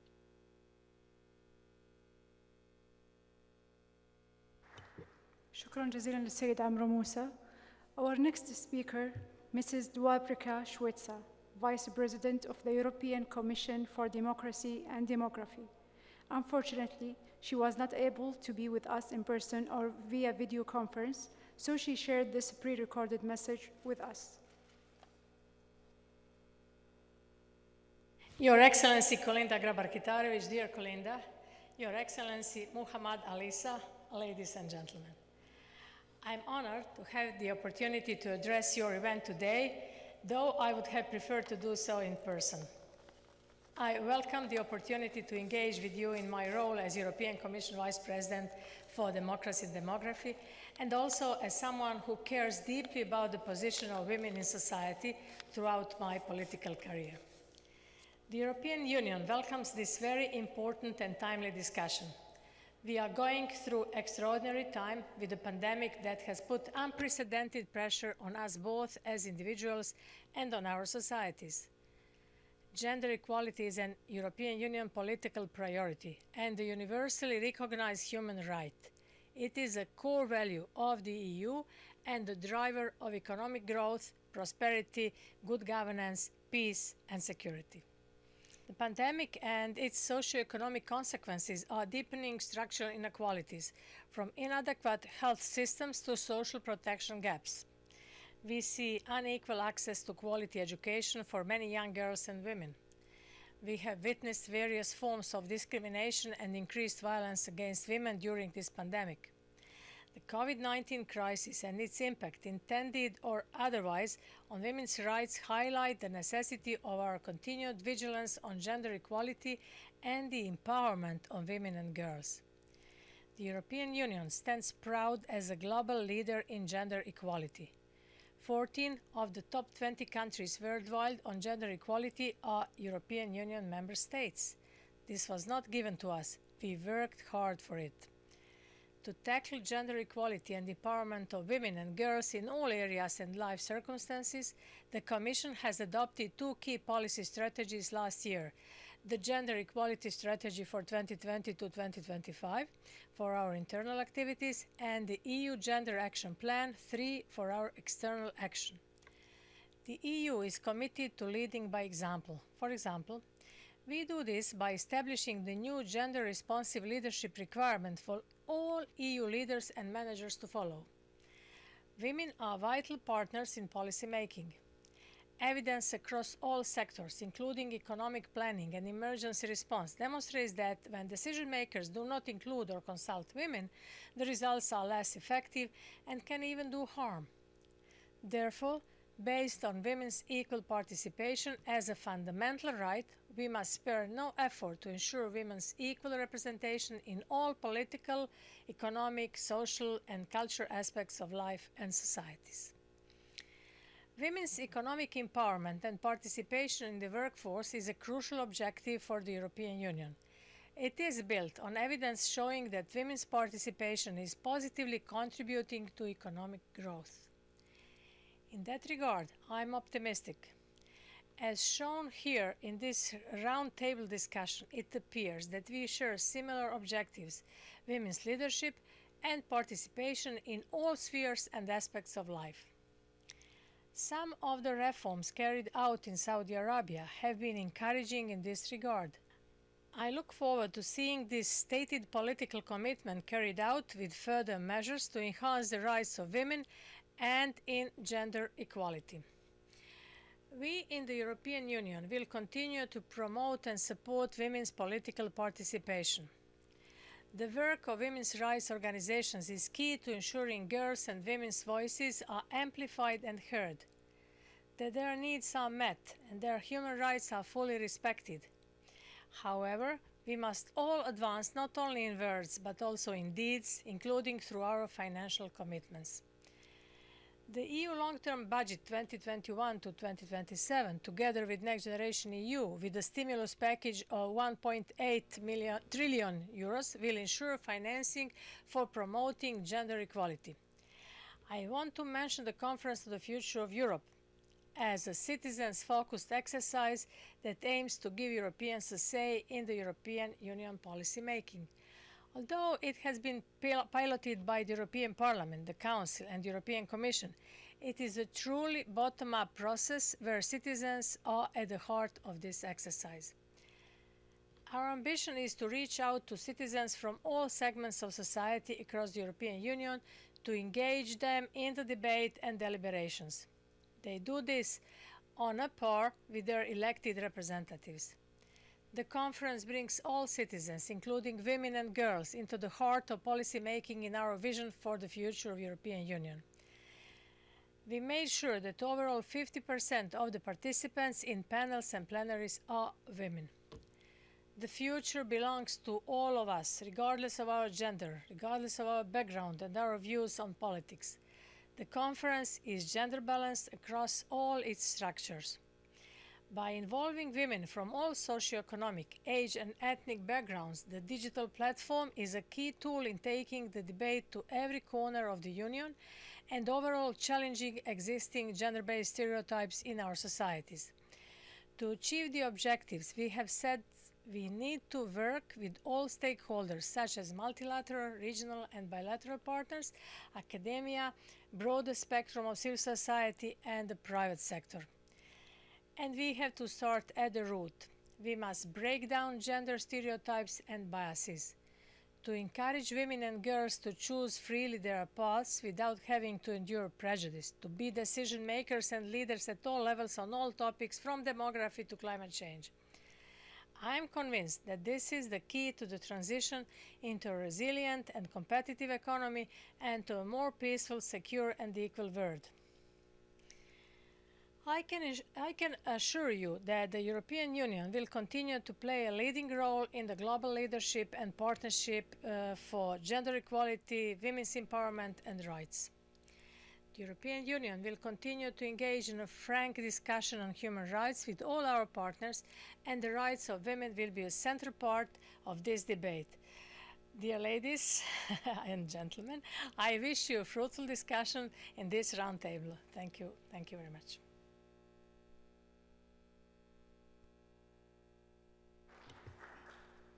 Before introducing our next speaker, please press number 1 for the Arabic translation and number 5 for the English translation. Our next speaker is a notable French politician who has been serving as a member of the National Assembly since the 2017 elections, representing the 10th district of French people living abroad, which includes Africa and Middle East, Mrs. Amelia Lagrafi. Bonjour à tous, Madame la Présidente, Monsieur le Secrétaire Général, Madame la Parlementaire, Mesdames et Messieurs, chers amis. Tout d'abord, c'est un honneur pour moi de partager ce moment avec une assemblée aussi qualitative sur un sujet en apparence simple dans son énoncé, mais hélas, toujours si complexe dans sa réalisation.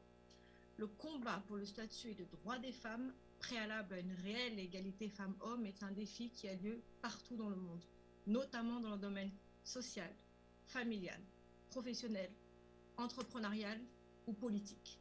En tant que députée des Français résidant en Afrique, au Moyen-Orient et dans l'océan Indien, j'ai eu naturellement l'occasion de constater de profondes différences de traitement envers les femmes selon les pays où je me suis rendue, et j'ai pu voir que la condition féminine pouvait parfois être très fortement dégradée indépendamment du pouvoir politique ou religieux en place.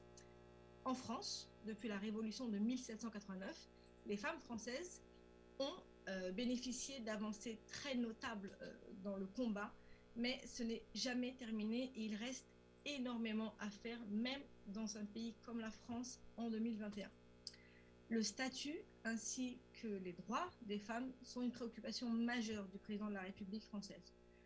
Nous nous préoccupons des mères isolées qui assument seules leur engagement professionnel envers l'éducation des enfants, et nous luttons contre les violences intrafamiliales avec une délégation aux victimes, structure commune à la police et à la gendarmerie. Nous avons également lancé un plan national visant à éradiquer les mutilations sexuelles et les mariages forcés qui bafouent les droits élémentaires des femmes et des jeunes filles.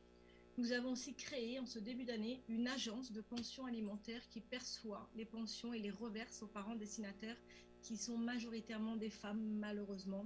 En cas de manquement du compagnon, l'agence engage une procédure de recouvrement.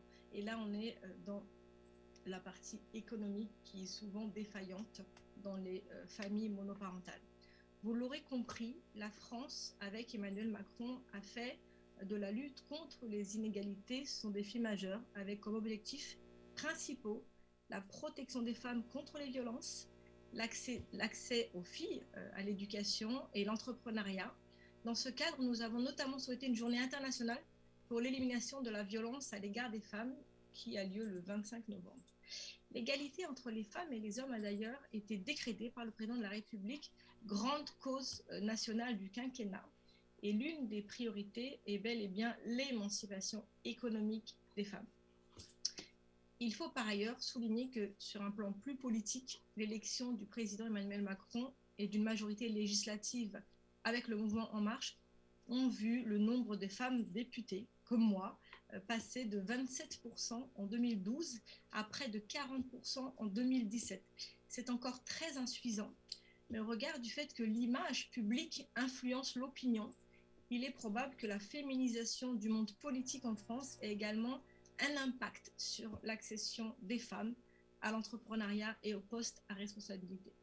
Certes, nous constatons une augmentation des femmes à des postes décisionnaires et une prise en considération de celles-ci grâce notamment aux mesures contre les inégalités genrées, de la loi sur l'égalité professionnelle de 2001 à la loi pour la liberté de choisir son avenir professionnel promulguée par Emmanuel Macron en septembre 2018.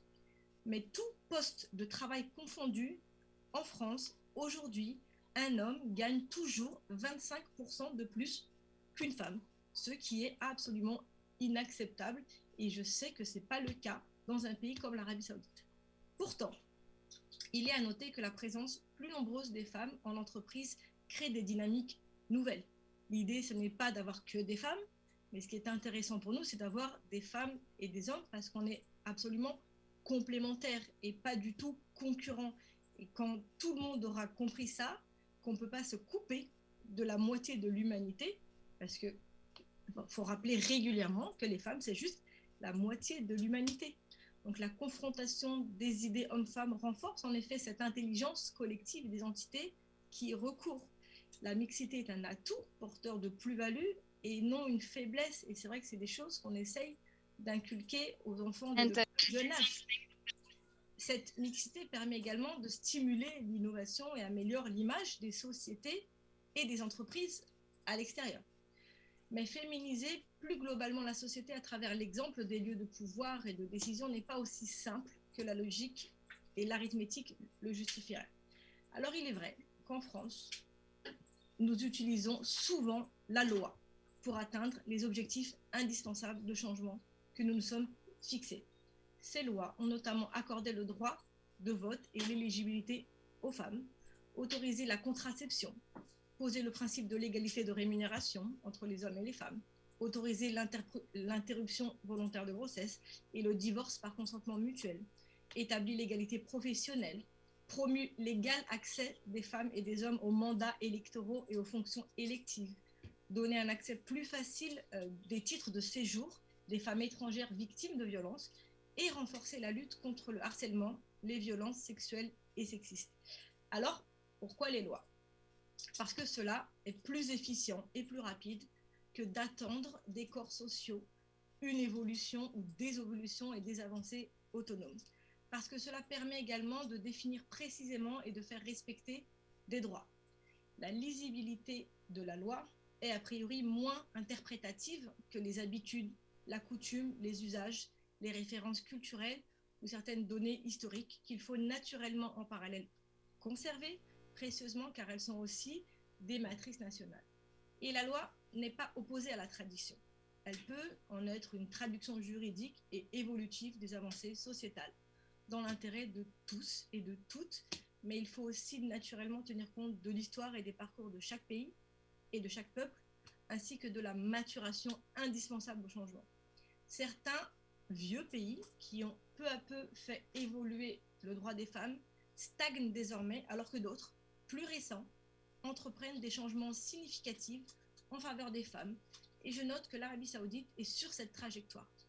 Dans les deux cas, il faut encourager ces inflexions absolument indispensables. Il est aussi vrai que la loi ne peut pas tout non plus, mais il convient une fois un cadre nécessaire défini, que les forces vives prennent pleinement conscience des enjeux positifs de l'émancipation des femmes dans l'espace public. En tout état de cause, une société où les femmes trouvent toute leur place, dans le respect de la mixité, de la représentativité et de l'égalité avec les hommes, ne peut qu'évoluer favorablement, tant en termes de développement, d'attractivité, de compétitivité, de croissance et finalement de bien-être humain, parce que c'est de ça qu'il s'agit aujourd'hui. Il ne convient pas non plus de nous opposer frontalement, mais d'être militantes, revendicatrices, lobbyistes, complémentaires et d'être surtout ce que nous sommes, à savoir incontournables. Pour conclure, je voulais vous dire que l'éducation, l'autonomie financière des femmes et l'entrepreneuriat au féminin sont assurément trois axes absolument fondamentaux, conduisant à une émancipation citoyenne des femmes et à un équilibre plus apaisé de sociétés soumises à des tensions sociales, religieuses, culturelles ou politiques.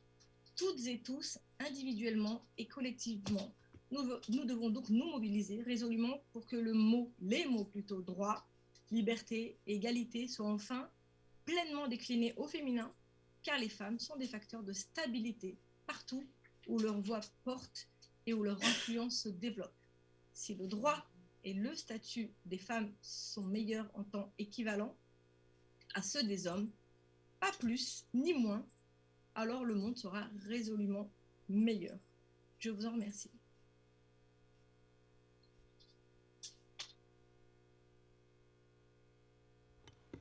Our next speaker has a long and rich experience in the academic field. A Saudi woman, we look up to her as a role model. Member of the Saudi Shura Council, دكتورة هدى بنت عبد الرحمن الحليسي. Bismillah ar-Rahman ar-Rahim, Your Excellency, Secretary General of the Muslim League, Your Excellency, former President of Croatia, Mrs. Kolinda Grabar-Kitarovic, Your Excellencies, friends and colleagues. It is an honor to be among such an amazing group of personalities discussing such an important topic today. I will be focusing on women in Saudi Arabia and will start by going back a couple of decades. The year is 1990, and I had just joined the College of Languages and Translation at King Saud University. I found teaching rewarding and challenging at the same time, but what I began to cherish the most was the relationship with my students. One day, out of curiosity, I asked my first-year students how many were married. Several hands went up, totaling about 15 to 20%, depending on the group I was teaching. I also asked the same question to my fourth-year students, only to find that a lot more hands were raised. Easily between 60 to 70% of the girls were married. My heart went out to them, not because it is a bad thing to be married and have a family, quite the opposite. It is probably one of the most enriching experiences in life, but because they were, in my eyes, so very young. Fast forward to 2012, well before Vision 2030, when I took early retirement from the university and was appointed to the Shura Council. I asked the same question to my first and fourth year students, and the answers were completely different. 0 were married in the first year, and depending on the group, 0 to 1 in the fourth year. By 2013, the average age for Saudi women at a first marriage was 25. Girls today are marrying later and having fewer children. A social change that only comes about because of a natural evolutionary process which takes place in thriving societies. This transformation reflected the fact that it came about not only because young women were demanding it, but because their fathers were demanding it too, and were placing emphasis on their daughters' education, careers, and future. Mindsets were changing. Many factors were responsible for these mindset changes. Education is probably one of the most important pillars of our society. And although scholarship programs go back to the 70s, it was the King Abdullah Scholarship Program, which was introduced in 2005, that had the most impact on the country. It sent thousands of students, girls and boys from across the kingdom, to some of the best universities in the world, sometimes regardless of their GPA, not only to obtain a degree, but also to open mental horizons. It was to last a mere 5 years, but the program proved to be so successful that it kept getting extended and still exists today, even though the numbers have diminished. In a country the population of which is made up of 70% under the age of 30, it goes without saying that changes were to come upon their return from abroad. One thing for certain, these students didn't want to live the way their parents or grandparents lived. Another factor is the economy, which indirectly pushed women to the job market. As expenses were getting higher, it was obvious that a one-salary household was no longer viable. In addition, it made no sense to the economy of the country not to tap into 50% of its natural resources, which were not being used: women. Slowly, changes were being felt and seen in Saudi society. And as the demands of the younger generation were being vocalized, the leadership was listening. And in 2016, Vision 2030 was introduced in answer to their needs, creating a bottom-up demand implemented by a top-bottom system. The vision is based on 3 main pillars: a vital society, a thriving economy, and an ambitious nation, which are integrated to achieve the objectives of the kingdom. Within this vision, women empowerment plays a huge role because they are an important component of Saudi Arabia's strength, and their economic empowerment is the country's effective success and development. I must add here that women's limited rights in the late 20th century, in comparison to the rest of the Gulf countries, for instance, was based on a particularly strict interpretation of Islam, as well as a huge dose of traditional beliefs. Let us be quite clear: Islam per se gives women their rights. Its interpretation is another story. The Vision's reform program has an explicit objective: to increase the female labor force participation rate to over 30% by 2030. This objective was achieved 10 years earlier than expected.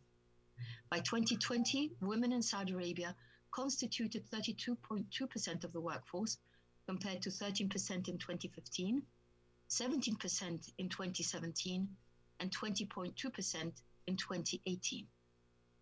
A series of economic and social reforms have enabled and empowered women at a rate and speed previously unseen by any other country.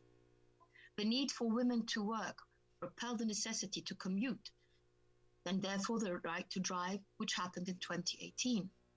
By 2019, the requirement of a male guardian's approval was removed, and women were allowed to travel, register for a marriage or a divorce, apply for official documents, be granted guardianship of minor children, live alone, etc., without a man's consent.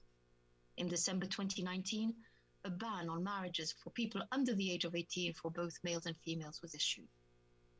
So from voting in local elections to being appointed to the Shura Council, to joining the military at higher officer ranks, to holding leadership positions in both the private and public sectors, Saudi women have proven themselves to be worthy partners of their male counterparts in a growing and ambitious society.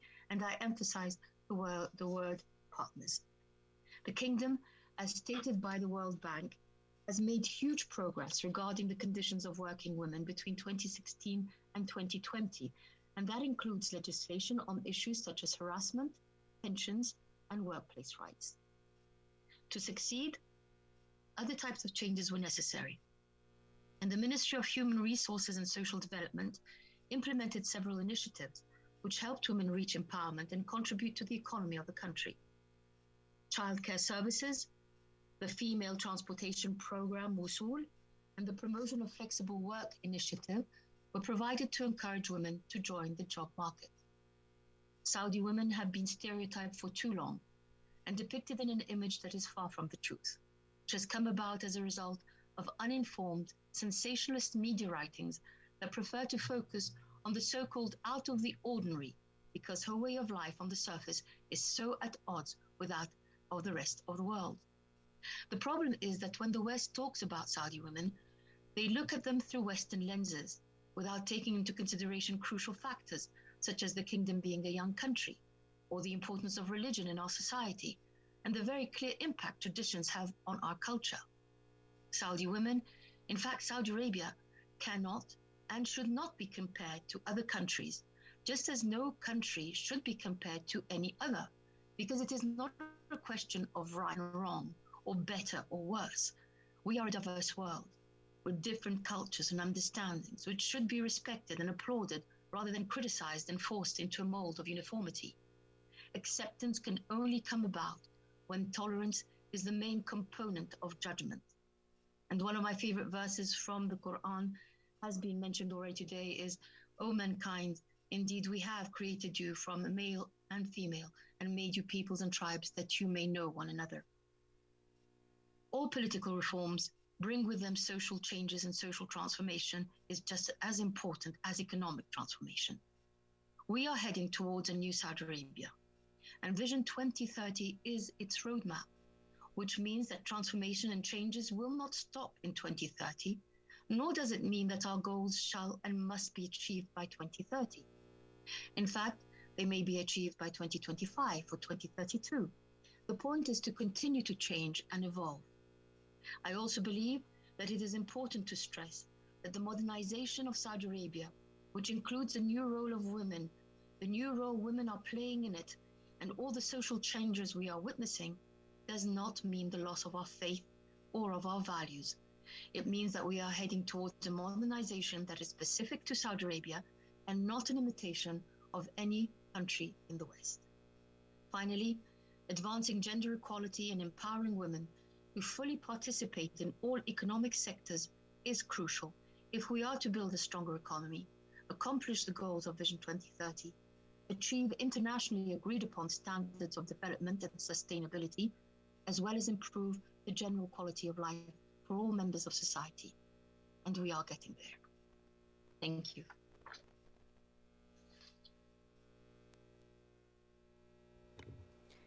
We are very pleased for the participation of our next speaker, Dr. Ivana Zerec, the Croatian Consul General in Istanbul. Thank you very much. Dear Excellency Grabar-Kitarovic, Dear Excellency Dr. Alisa, dear Croatian Mufti, Dr. Hasanovic, distinguished panelists, ladies and gentlemen. It is my great honor to participate in this important and, I would say, unique roundtable. For the first time, women's position in society is discussed in the concept of all-inclusiveness between prominent political and spiritual leaders, as well as diplomats and businessmen. I was always believing that role model matters. And I was always believing in the famous sentence, if you can't see it, you can't believe it. Young future leaders need to see successful women in order to be more inspired and more motivated for their own success, like I was personally inspired by my president. In my capacity of the first Croatian female consul general in Istanbul, and the first female president of Istanbul Consular Corps, which is one of the biggest in the world with its 160 representations, I organize regularly roundtable meetings and seminars to inspire future leaders. In parallel, as I'm taking the role of the Croatian focal point for gender equality in Brussels in European Action Service, I try also to motivate my Croatian colleagues and European female colleagues to engage more. Equality of opportunity and non-discrimination is one of the central values of the European Union. Not only because equality and non-discrimination are fundamental values, but also because we simply cannot afford not to use the talent and skills of more than half of the population. In her recent book, What We Own Each Other, Minos Shafik cites an IMF study that suggests that gender equality could add as much as 35% to GDP over time due to additional skills brought by women to the workplace. Talk is easy, but what we can do in practice? After all, although women represent 43% of diplomatic corps of European Union and G20, only 25% of EU and G7 ambassadors are women. I can repeat it, just 25% of EU and G7 ambassadors are women. Current statistics from EU diplomacy is as following. Overall, all the staff in EU diplomacy is like 48% women and 52% men. But again, women at senior management position are just 27%. Women in middle management, especially in the headquarters, are 40%. And again, women ambassadors in EU level, just 29%. So it's evident that we need more women at leadership position. They usually, we all know, stay at famous position number 2 or deputy level. In my personal opinion, what is needed? First, the strong leadership from the top. Second, review of related policies like work-life balance, maternity and paternity provision, anti-discrimination policies, changes in law legislation, and unfortunately still inclusion of quotas that I personally don't like, but we still need it, and probably we will need it in the future. Also, I see we still need continually organizing seminars and roundtables to encourage women to present their candidacy for the post-trainings, networking, coaching, talent spotting, mentoring, and peer support. And of course, we need budget to support all this. And the last, and I think the most important in my opinion, is just to listen to the women and to respect their wishes, to respect their own personal feelings. As we already heard today a couple of times, it's evolutionary path for all of us. At personal level, national level, cultural level is very different. And no one wants to be put out of comfort zone, but also no one wants to be blocked. It's evident that all of us here today, we have very clear global roles based on our experiences and capacities, and I'm very sure that this is just the first roundtable in this setting where we collaborate strongly with political and spiritual leaders, as well as diplomacy and business. Thank you very much. Our next speaker is a deep-rooted name in the French diplomatic corps.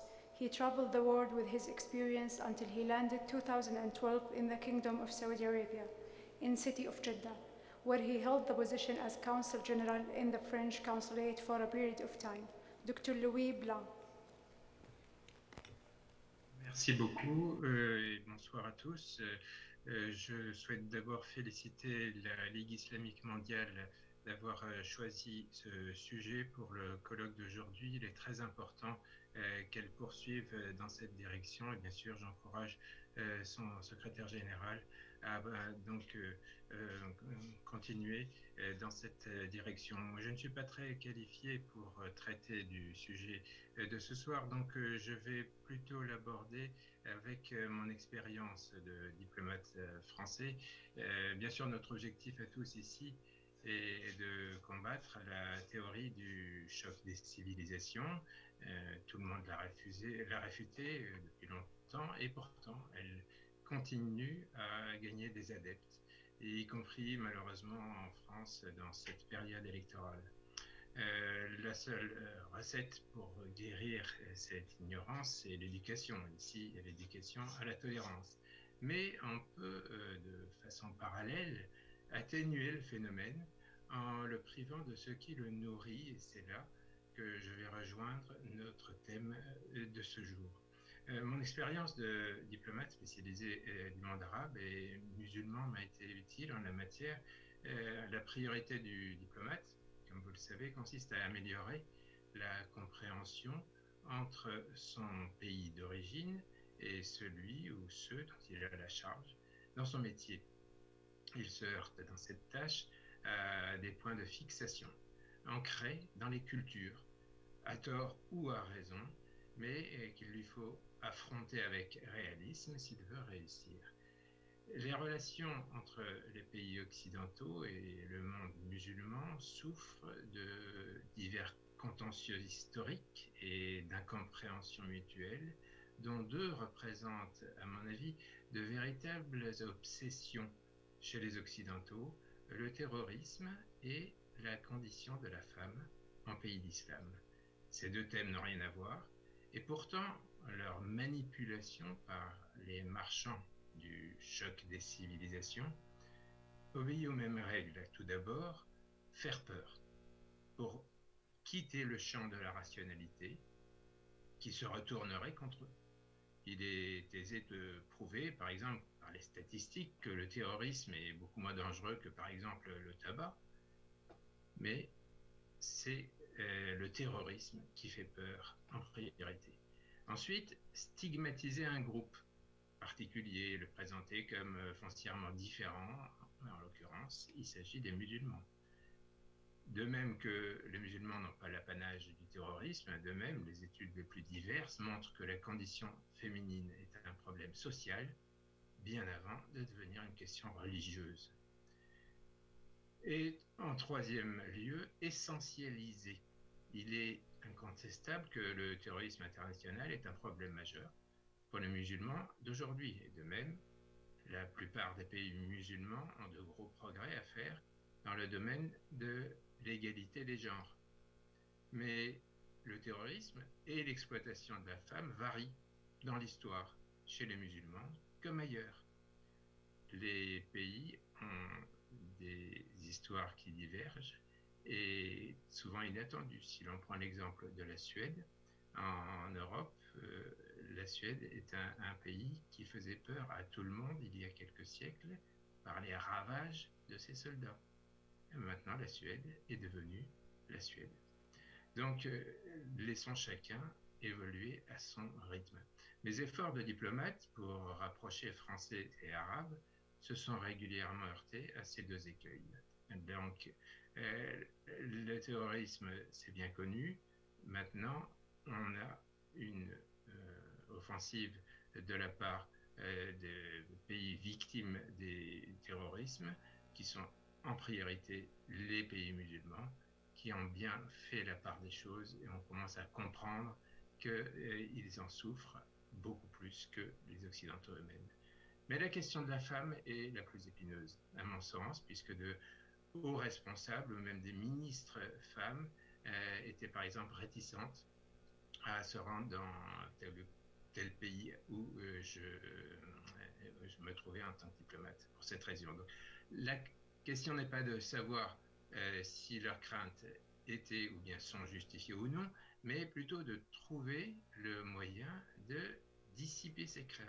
Eh bien, la solution, c'est bien sûr d'entreprendre une politique concrète de promotion de la femme.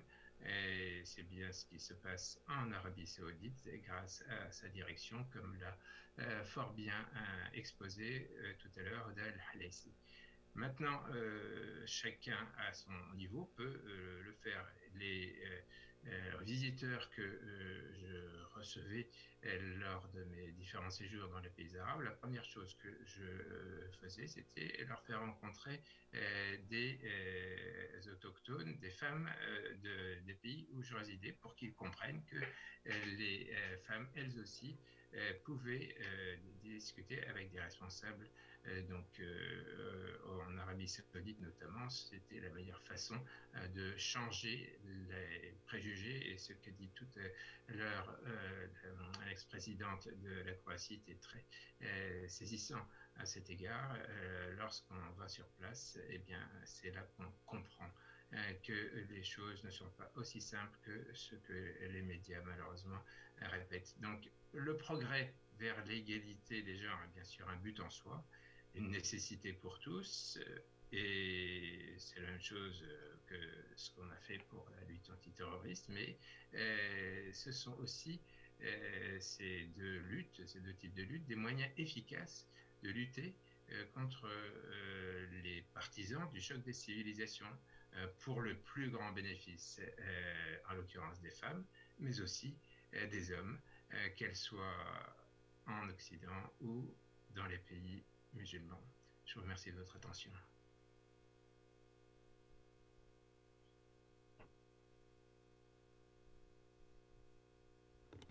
Our next speaker, Dr. Celista Cecilia Mollis-Leturk, Director of NEOM Investment Fund. Good afternoon, Excellencies, representative of international institutions and governments, estimated panelists. It's really a great honor and pleasure to be part of such a prestigious, but more importantly, diverse roundtable. I would like to thank the Muslim World League and His Excellency Dr. Mohammed Alissa and His Excellency President Kolinda Grabar-Kitarovic specifically for the really highly appreciated invitation. I would be even happier to have the opportunity to participate in person in Riyadh, Saudi Arabia, as I had the opportunity to witness the greatest change of the latest year in terms of the role of women in society. I praise the country for the amazing achievements in enhancing the role of women in the society and in the workforce, as my colleague Dr. Huda Al-Hassi highlighted with passion, very appreciated passion.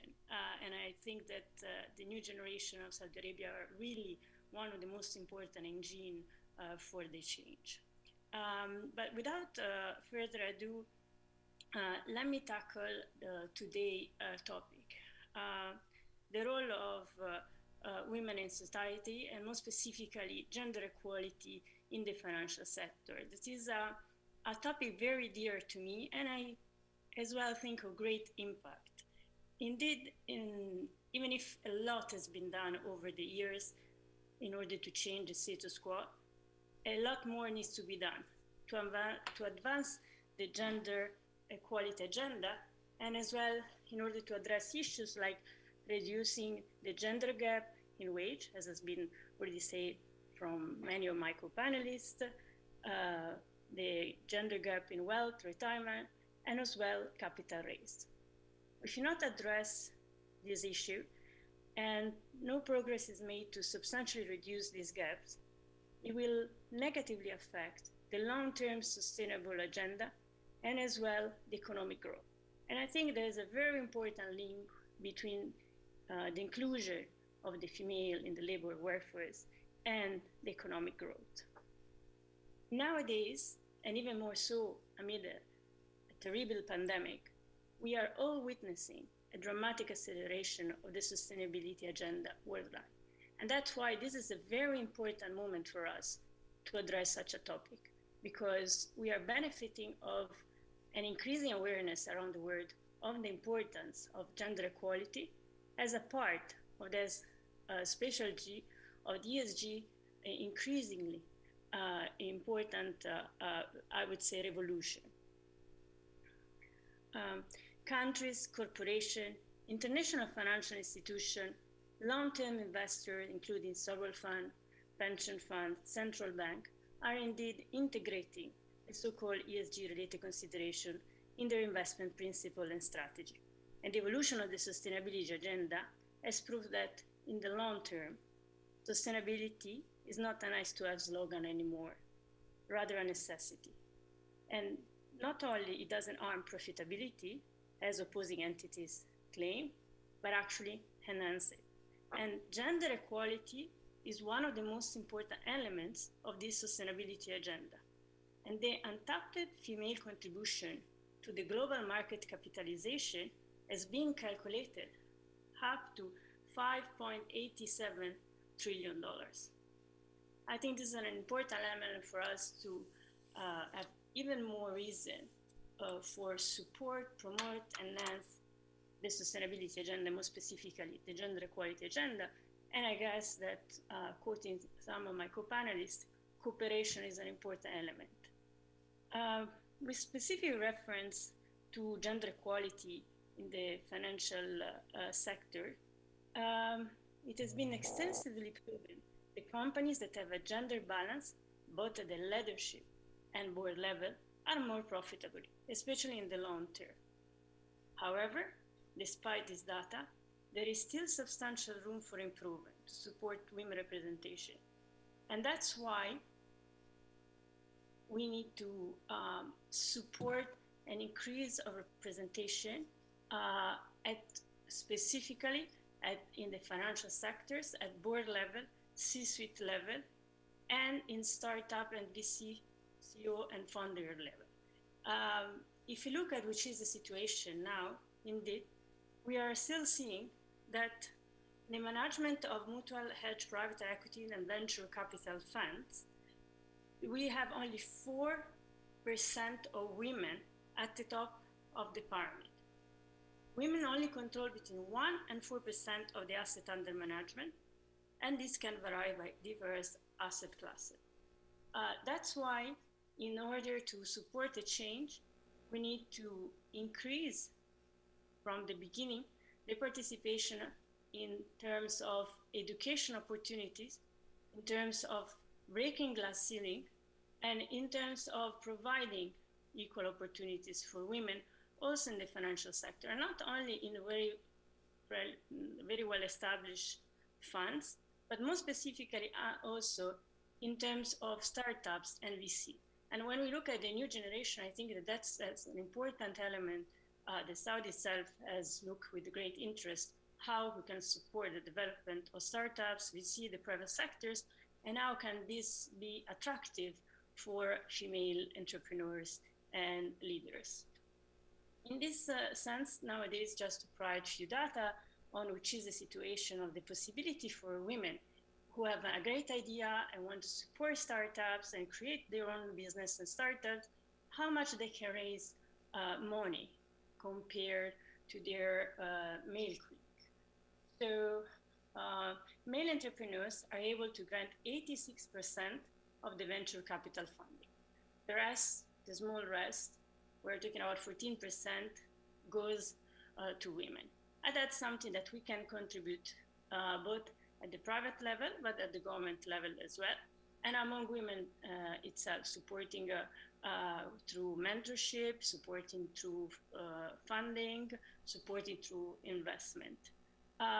So what we can do in practice to capitalize on the gender profit premium?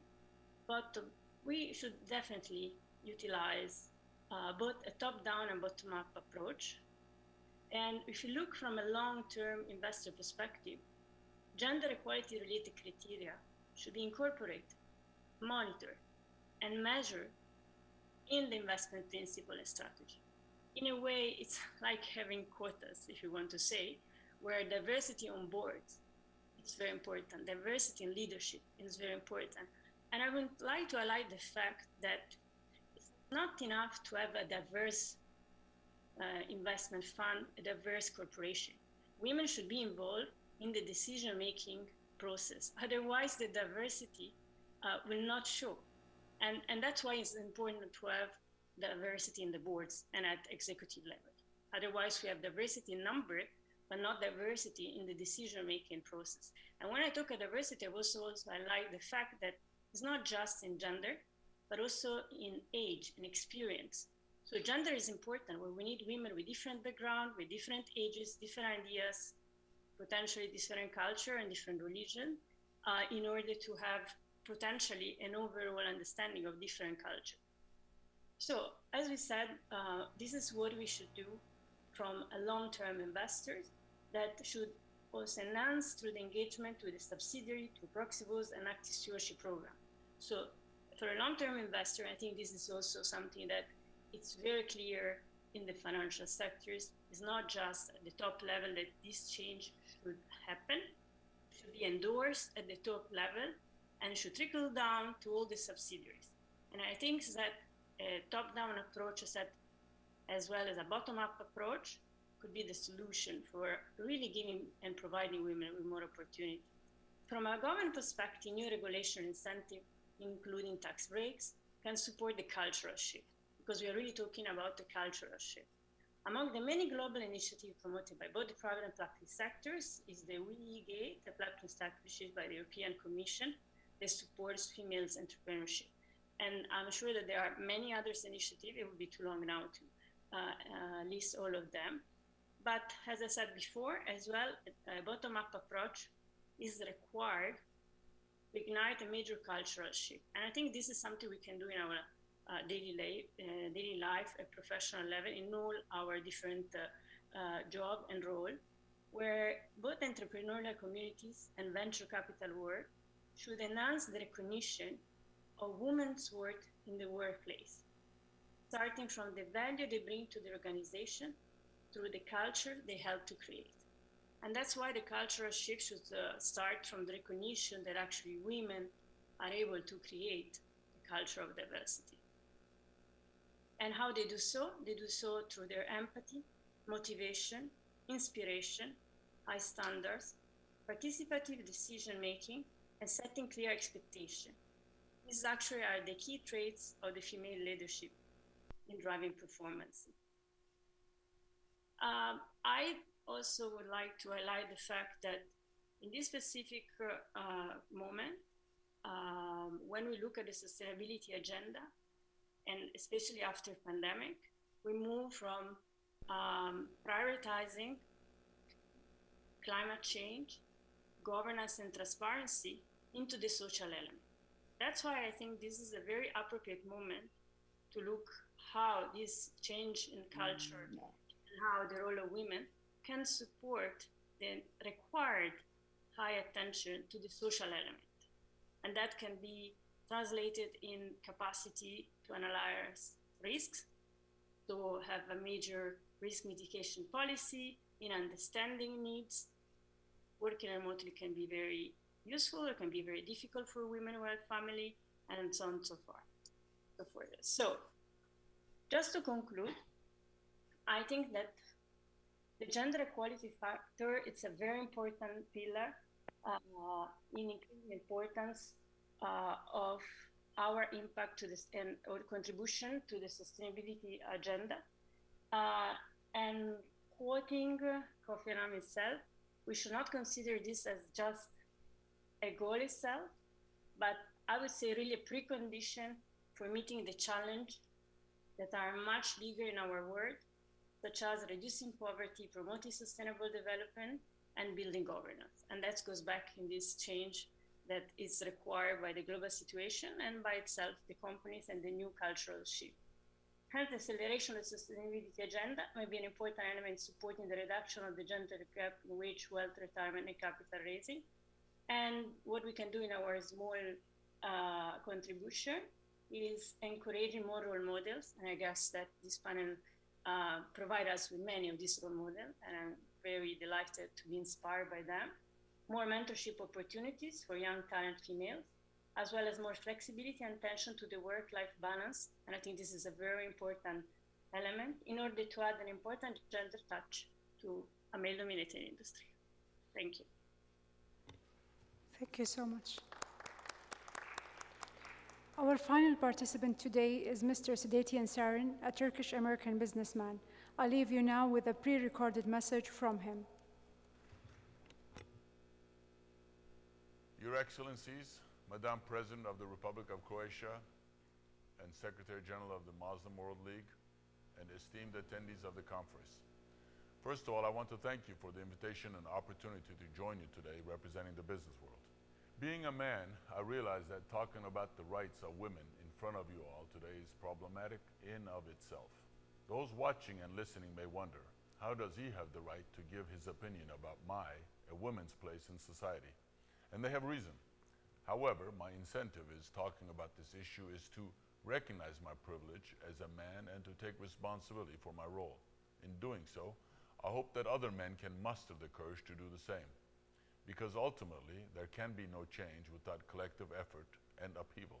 To permeate the idea that women's rights and position in society is a human's issue as opposed to a women's issue, men who are willing to be honest must also speak up. In Turkey and in the world, there aren't many male leaders who take on this role, unfortunately. It is my hope that in being vocal and adamant about women's issues, I can inspire other men to take responsibility and do the same. This mindset of working together and becoming stronger as one is something I prioritize and strive to implement in my work, my investments, and in my responsibility projects. At Saran Group, women make up a significant part of our team. The percentage of women in management positions is 53%, while 47% of senior executive positions are held by women. We live in a day and age in which women's long battle with equal pay and equal opportunities in the workplace is at the forefront, and we, as Saran Group, have made it a priority to be one of the few Turkish companies determined to break the stigma.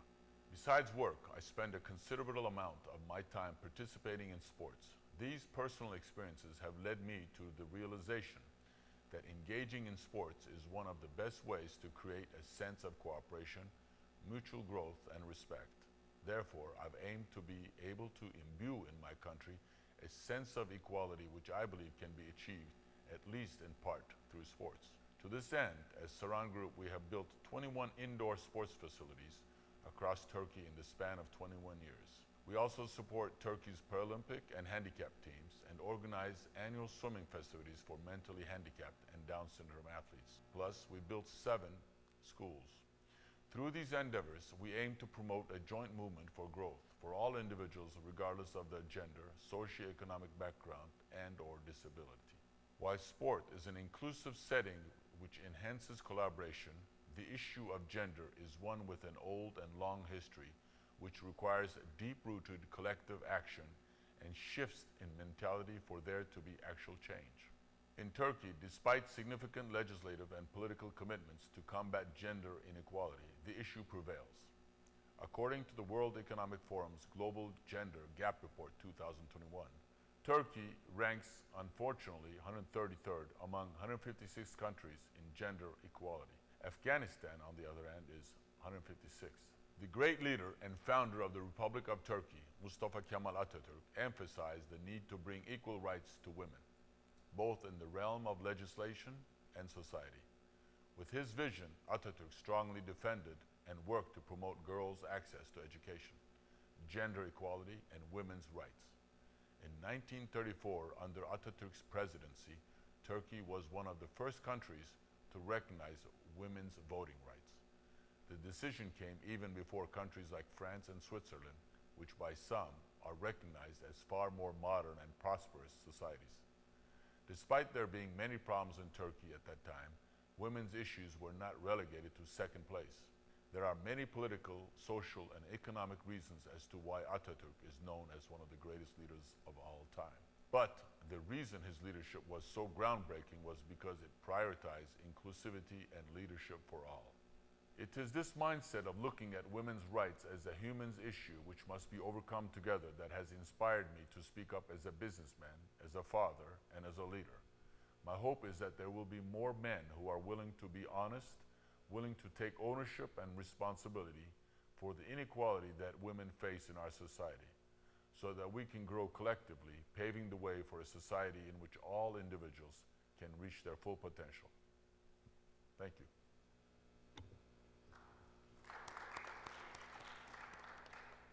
We come to an end, so Her Excellency, who initiated this roundtable, will have the mic for closing remarks.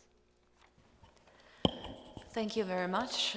Thank you again to all the participants today. Thank you, dear friend Secretary General of the Muslim World League, Dr.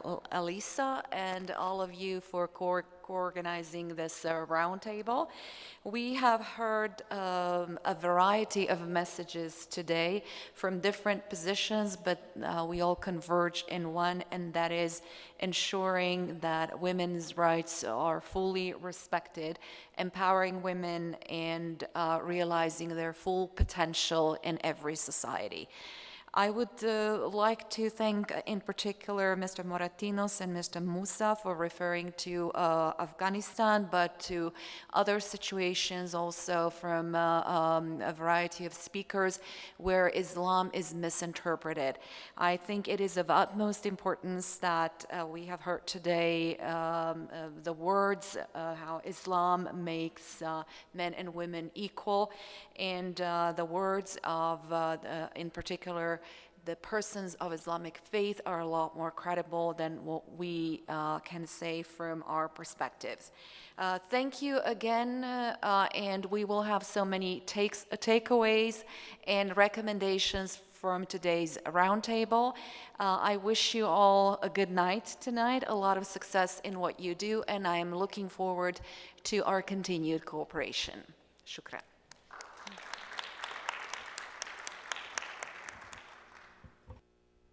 Thank you all. Thank you, ladies and gentlemen. Thank you, Her Excellency. Thank you to His Excellency. Have a good night, everyone.